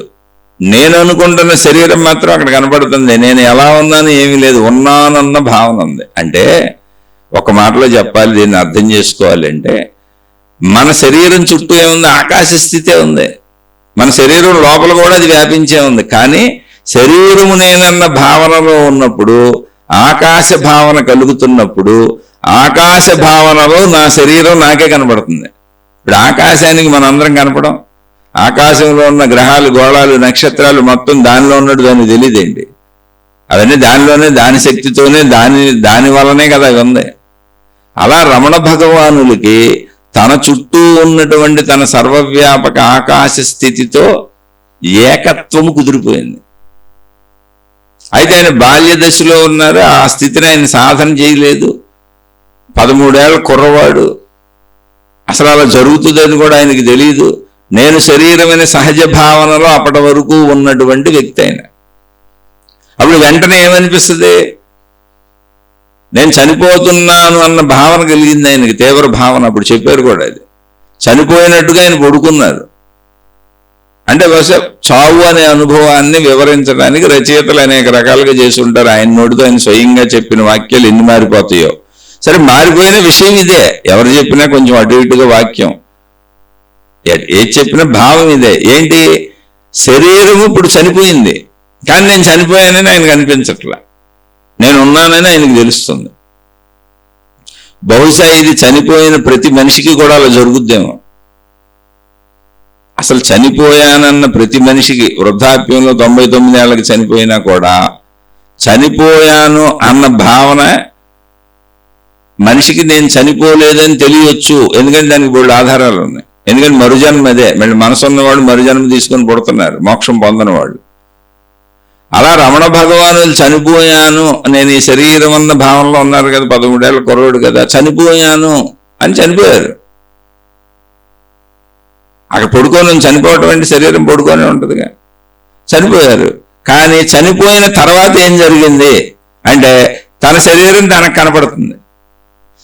చనిపోయిన తన శరీరం తనకే కనపడుతుంది, అక్కడే ఉంది. కానీ తానెవరో తనకు తెలియట్లే. తనకు శరీరం కనపడుతుంది ఓకే, కానీ తనెవరో తనకు తెలియట్లేదు. నేను ఇలా ఉన్నాను అలా ఉన్నానని ఆయన ఏం చెప్పలేదుగా. అంటే ఏంటి, చుట్టూ ఉన్న ఆకాశ శక్తి యొక్క అనుభవం కలిగింది, ప్రాణశక్తి అనుభవం కలిగింది, ఆత్మశక్తి అనుభవం కలిగింది. అదే ఆత్మానుభవం. ఆ ఆకాశతత్వం ఏదుందో అందులోనేగా, తన ప్రాణశక్తిలోనేగా తన శరీరం కూడా ఉంది. అందుకని దాని శరీరం తనకు కనపడుతుంది. అదేంటి, శరీరం నేను అనుకుంటున్నాను కదా ఇన్నాళ్ళు, నేను చనిపోలేదా, నేను బతికే ఉన్నానా, మరి ఈ శరీరం ఏంటి అంటే ఆయనకి స్పష్టంగా అర్థమైంది, శరీరము నేను కాదు, నేను శక్తిని. ఈ భావన అంతా క్లారిటీగా స్పష్టంగా, అంటే విడదీయలేనంత స్పష్టంత ఎంతసేపు పడుతుందో అంతసేపు జరిగింది. తర్వాత మళ్ళీ ఏకమైపోయినాయి. శరీరము శక్తి ఏకత్వ భావన వచ్చింది, ఆయన లేచి నుంచున్నారు. కానీ ఈ శరీరము నేను కాదన్న భావన ఆయనకి స్థిరంగా అనుభవంగా ఉండిపోయింది. శరీరం మామూలుగా ఉంది. అంటే ఇది ఎలా తెలుస్తుంది, ఎప్పుడు తెలుసు, శరీరం నుంచి శక్తి విడిపోయినట్టుగా మనం పుస్తకాలు రాసుకుంటాం. 13 ఏళ్ల కుర్రోడు ఇది అనుభవం లేనప్పుడు చెబుతున్నప్పుడు కూడా అలాగే ఉంటుంది. ఎందుకని అప్పటి వరకు శరీర భావంలో ఉన్న ఆయన సాధన చేసుకుంటూ, ఒకవేళ రమణ భగవానులు వెళ్ళుంటే, ఇప్పుడు సాధన చేసుకుంటూ బుద్ధుడు వెళ్ళాడు. శరీర భావనలోంచి సాధన చేసుకుంటూ ఇంట్లోంచి బయటకు వచ్చేసి బుద్ధ భగవానుడు అనేక మంది గురువుల దగ్గరికి వెళ్ళి, అయ్యా నేను ఆత్మానుభవం ఏదో, మీరు అంటున్న ఆ దేవుడు ఏదో, మీరు అంటున్న ఆ బ్రహ్మం ఏదో నేను కూడా తెలుసుకుంటాను, నాకు జ్ఞానోదయం కావాలి, ఆత్మానుభవం కావాలి, మోక్షం కావాలి, మీరు ఏం చెబితే అది చేస్తాను, నేర్పండి అని అనేక మంది గురువుల దగ్గరికి వెళ్తే ఎవరూ ఏమీ నేర్పలేకపోయారు. ఓన్లీ ఆచార సాంప్రదాయాలు, పద్ధతులు, సాధనలు, విధానాలు ఇవి చెబుతున్నారు అంతే. ఇప్పుడు ఉన్నాయి కూడా అంతే. అప్పుడు ఆయన, అయ్యో నా కాలం చాలా వృధా అయిపోయింది, వీళ్ళకి ఏమీ తెలియదు, తెలిసినట్టు నటించి ప్రజలను మోసం చేస్తున్నారు. వాళ్ళ దగ్గర బోల్డ్ మంది శిష్యులు ఉన్నారు, ఆమె బోల్డ్ మంది ప్రజలు అనుసరిస్తున్నారు. వీళ్ళు అన్నీ తెలిసినట్టు దేవుళ్ళని దేవతలని చెబుతున్నారు. ఇదంతా మోసకారితనము. సరే, ఆ మోసగారులతో మనకెందుకు, మనం వెళ్ళిపోదాం, నేనే స్వతంత్రంగా తెలుసుకుంటాను అని ఆయన అక్కడి నుంచి కొన్ని సంవత్సరాల పర్యంతం బోల్డ్ మంది గురువుల దగ్గర ఉండి వాళ్ళు చెప్పినవన్నీ పాటించి వాళ్ళకి సేవలు చేసి వాళ్ళు చెప్పిన సాధనలన్నీ చేశారు. అదేంటి మోక్షం అయితే ఇంతే మా దగ్గర ఉన్నాయని చెప్పారు, ఇలా చేసుకుంటా ఉంటామని చెప్పారు. ఇంకా ఆయన అక్కడి నుంచి వెళ్ళిపోయారు. వెళ్ళిపోయిన ఆయనే స్వతంత్రంగా ప్రయత్నించుకొని తన ప్రాణశక్తి స్థితిలో, అంటే దేహభావన మనోభావన పోయి ప్రాణశక్తి స్థితిలో ఆయన నిలబడిపోయారు. అప్పటి వరకు ఆయన సాధన చేసుకుంటూ ఉన్నారు. మధ్య బోల్డ్ కాలం జరిగింది, సుమారు 11 ఏళ్ళు 14 ఏళ్ళు పట్టింది, ఏం తక్కువ కాలం కాదు. అప్పటికే ఆయనకి మనసు, అందుకే ఏం జరిగింది, ఏమీ జరగల, మనోచలనం స్థిరపడింది. ఇప్పుడు శరీరాన్ని కూర్చోబెట్టారు చెట్టు కింద, ఓకే, రోజు మళ్ళీ భిక్షాటనకి వెళ్ళి తెచ్చుకుంటున్నారు, కాలకృత్యాలు తీర్చుకుంటున్నారు, మలమూత్ర విసర్జన చేసుకున్నప్పుడు శరీర భాగమే ఉంటుందిగా, ఎవరికైనా అంత తొందరగా పోదుగా అని మళ్ళీ సాధన చేసుకుంటున్నారు. అప్పుడు మనోభావం ఎగిరెగిరి పడతా ఉంటుందిగా. ఆ మనోభావం, ఈ శరీర భావం అన్నీ కూడా గాఢ నిద్రలోకి వెళ్ళిపోయినప్పుడు మనకి ఎలా అయితే శరీర మనోభావాలు తెలియటం లేదో, కేవలం నిద్రాస్థితిలో ఉన్నామో, అలా మెలకువలో ఆ ప్రాణశక్తి స్థితిలో స్థిరపడటానికి ఆయనకి 11 ఏళ్ళు 14 ఏళ్ళు పట్టింది. ఎవరు, బుద్ధ భగవానుడికి. కొంతమంది కొన్ని చోట్ల 7 ఏళ్ళు అని రాశారు, కొంతమంది 8 ఏళ్ళు అన్నారు, కొంతమంది 10 ఏళ్ళు అన్నారు, కొంతమంది 14 ఏళ్ళు అన్నారు. అది మనకు తెలియదు, కానీ కాలం అయితే సంవత్సరాలే పట్టింది. దానికి ముందు ఆయన అనేక మంది గురువులను అనుసరించారు, అప్పుడున్న గ్రంథాలన్నీ చదువుకున్నారు. వాటిలో ఉన్నటువంటి ఈ గురువులు, ఈ మహాత్ములు, అప్పుడున్న వాళ్ళు, ఈ మోసగాళ్ళు, మోసకత్తులు చెప్పేటువంటి మోసకారితనం అంతా తీసేసి స్వచ్ఛమైనటువంటి మనుషులు ఆచరించుకోవడానికి వీలైనటువంటి నిజమైనటువంటి సత్యాన్ని చెప్పారు ఆయన. ఎప్పుడు తను జ్ఞానోదయం జ్ఞానోదయం ఏంటేంటి? తన ప్రాణశక్తి ఎరుకను తను పొందినాక ఇప్పుడు ఆ స్థితిలోకి వెళ్ళటం, శరీర స్థితిలోకి రావడం ఈజీ అయిపోయింది ఆయనకి, బుద్ధ భగవానుడికి. కాబట్టి ఇటు నుంచి వెళ్ళిన వాళ్ళు, ఏది సాధన చేసుకుంటూ వెళ్ళిన వాళ్ళు, ఇది ఎలా జరుగుతుంది, ఇది ఎలా జరుగుతుంది, ఇది ఎలా జరుగుతుంది అని చెప్పుకుంటూ వస్తారు. రమణ భగవాను తర్వాత అవన్నీ చెప్పారు. కానీ కుర్రవాడుగా ఉన్నప్పుడు 13 ఏళ్ల వయసులో నేను శరీరమే అనుకొని జీవిస్తున్నటువంటి ఒక రమణ మహర్షి, అంటే 13 ఏళ్ల కుర్రవాడికి, వెంకటరామన్ అనేటువంటి కుర్రవాడికి చనిపోతున్నానన్నటువంటి భయంకరమైన భయం కలిగించే భావన కలిగింది. నేను చనిపోతున్నానని. అది తనలో తనకు కలిగినటువంటి ఒక భయాన్ని కలిగించే భావన. ఆ భావనలోంచి మృత్యనుభవం కలిగింది ఆయనకి. శరీరం పడిపోయింది, అయినా తానున్నాను అన్న అనుభవం కలిగింది. ఇప్పుడు కూడా శరీరం పడిపోయిన వాళ్ళందరికీ వాళ్ళు ఉంటారు అక్కడ, శక్తిగా ఉంటారు. కాబట్టి మరుజన్మలు ఉన్నాయి, పునర్జన్మలు ఉన్నాయి. ఎందుకంటే శరీరం పడిపోయినా మనసు శక్తి స్వరూపం కనుక అది అలాగే ఉంటుంది కనుక ఇంకో శరీరం ధరిస్తుంది. కాబట్టి చనిపోయిన వ్యక్తికి తెలుస్తుంది, నేను ఇప్పటి వరకు శరీరం అనుకున్నాను, చనిపోయింది శరీరం, నేను బతికే ఉన్నాను అని. అటువంటి అనుభవం రమణ మహర్షికి 13 ఏళ్ళకే అయిపోయింది. ఎంత స్పష్టంగా అయిందంటే అసలు శరీరం నేనని తర్వాత ఆయన మాట్లాడలా. 13 ఏళ్ల కుర్రోడు ఎంత గాఢ భావనగా ఎంతసేపు అది అనుభవం అయింది అంటే, శరీరం వేరు, శక్తి వేరు, శరీరం శిథిలమైపోద్ది, శరీరం మరణం వేరంటే రెండు వేరు వేరని కాదు, శిథిలత్వం ఇది అయిపోద్ది, శక్తి శాశ్వతంగా ఉంటుందని శక్తి భావనలోకి వెళ్ళారు ఆయన. శక్తి భావనలో శరీరం ఉంది, అందుకని ఆ శరీరం నాకు కనపడింది అన్నారు ఆయన. శరీరం ఎక్కడికి పోలా, ఆ శరీరం కూడా ఆయనకు అనుభూతి చెందుతున్నారు. ఆత్మానుభవం పొందిన వాళ్ళు ఎవరు కూడా తమ శరీరము సృష్టి అనుభవాలు ఏం కోల్పోరు. కానీ అనంత ఏకత్వ భావం నుంచి శరీరము సృష్టి కనపడతా ఉంటుంది. అలా కనపడింది ఆయనకి. అందుకే ఆయన జీవితకాల పర్యంతము నేను అనంత ఆత్మస్వరూపుడును అని చెప్పారు. అందులోంచి శరీరాన్ని చూస్తున్నారు, ఇది మోసుకు తిరుగుతున్నాను అన్నారు.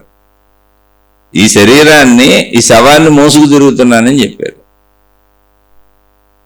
అందుకని ఏదైనా మాట్లాడేటప్పుడు సామాన్య శరీర భావంలో ఉన్న వాళ్ళకి రమణ మహర్షి శరీరం నుంచి ఆత్మ బయటకు వచ్చేసి అది వేరుగా ఇది వేరుగా అనుభవం అయినట్టు కనపడుతుంది. కాదు, అనంత ఆత్మశక్తిలో, ఆకాశములో, ఆకాశ భావంలో నేనున్నాను, నా శరీరం నాకు దర్శనం అవుతుంది. అక్కడ అందరి శరీరాలు కూడా దర్శనం అవుతాయి. అక్కడ రమణ మహర్షి రూమ్లో ఉన్నారు కనుక, గదిలో ఉన్నారు కనుక, తలుపులేసుకు పడుకొని ఉన్నారు కనుక, ఇంట్లో ఎవరు లేరు కనుక, ఉన్నది ఆయన ఒక్కడే కనుక ఆకాశ స్థితి అనుభవం కలిగినాక తన శరీరమే తనకు దర్శనమైంది. ఇది మరణం కాదని తెలిసింది. ఒకవేళ మరణం అనేది ఉంటే అది శరీరానికి ఉంటుంది, శక్తికి ఉండదు. నేను శక్తి స్వరూపుణ్ణి అని తెలిసింది. అలాని మరణించలేదు, మళ్ళీ శక్తులు శరీరంతో కలిసిపోయింది. ఆ అనుభవం వారికి అలా ఎందుకు జరిగిందో తెలియదు. దాన్ని అడిగినప్పుడు ఆయన కారణాలు కూడా చెప్పారు. ఇదంతా నేను పూర్వజన్మలలో సాధన చేసేసి ఉంటాను అని చెప్పారు. మీ ఊరికినే వచ్చేసింది కదండి, మీరు కూడా మాకు ప్రసాదించేయచ్చు కదా అటువంటి అనుభవాన్ని. మీరు ఎటువంటి సాధనలు చేయలేదు, మీకు ఏ గురువు లేడు, మీరు ఏమి నేర్చుకోలేదు, చిన్నప్పుడే మీకు వచ్చేసింది కదా, ఆత్మానుభవం దానంతట అది కలిగింది కదా అని అడిగితే ఆయన సమాధానం చెప్పారు, నాయన ఇవన్నీ నేను గత జన్మలలో పొందేసి ఉంటాను, చేసేసి ఉంటాను, అన్నీ అయిపోయి ఉంటాయి. అందుకని ఈ జన్మలో అది బాల్యంలోనే నాకు సంభవించి ఉంటుంది, ఇదంతా నేను గత జన్మలో పొందేసి ఉంటాను అని చెప్పారు ఆయన. అంతే తప్ప అది హఠాత్తుగా జరిగేది కాదు, అది ప్రాక్టికాలిటీ. నా శరీరము, నా మనసు, నా ప్రాణశక్తి, ఇందులో అద్భుతం లేదు, ఏ మహిమ లేదు. నా ప్రాణశక్తిలోకి నేను వెళ్ళినప్పుడు, ఏకత్వ అభావ స్థితిలో నేను ఉన్నప్పుడు, నా ప్రాణశక్తిలోంచి చూస్తే నా మనసు, నా శరీరం నాకు ఎందుకు కనపడవు? అవి నాలోనే కదా ఉంది. కానీ మనం ఇటు నుంచి ఏమనుకుంటున్నాం, శరీరం వైపు నుంచి నా శరీరంలో మనసు ఉంది, నా శరీరంలో ప్రాణశక్తి ఉంది అనుకుంటున్నాం. కానీ ఒరిజినల్గా అది అలా లేదు. ప్రాణశక్తి అనుభవం అయినాక ఏం తెలుస్తుంది అంటే, నా ప్రాణశక్తిలో నా మనసు ఉంది, నా మనసులో నా శరీరం ఉంది, శరీర మనస్సులు ప్రాణశక్తిలో ఉన్నాయి అని తెలుస్తుంది. నేను ప్రాణశక్తి స్థితిలోకి వెళ్ళినప్పుడు ఆత్మానుభవంలో నా మనసు, నా శరీరం కూడా నాకు కనపడతా ఉంటాయి, సృష్టి కనపడినట్టే అభిన్నంగా ఉంటాయి. ఇప్పుడు రెండో మనిషిని చూస్తుంటే ఎలా ఉంటుందో అలా నాకు, నేను, నా శరీరం నాకు రెండవ మనిషిలా ఉంటుంది, నా మనసు నాకు రెండవదిలా ఉంటుంది. ఎందుకని నా ఏకత్వ భావం నాలో చెక్కు చెదరకుండా ఉంది.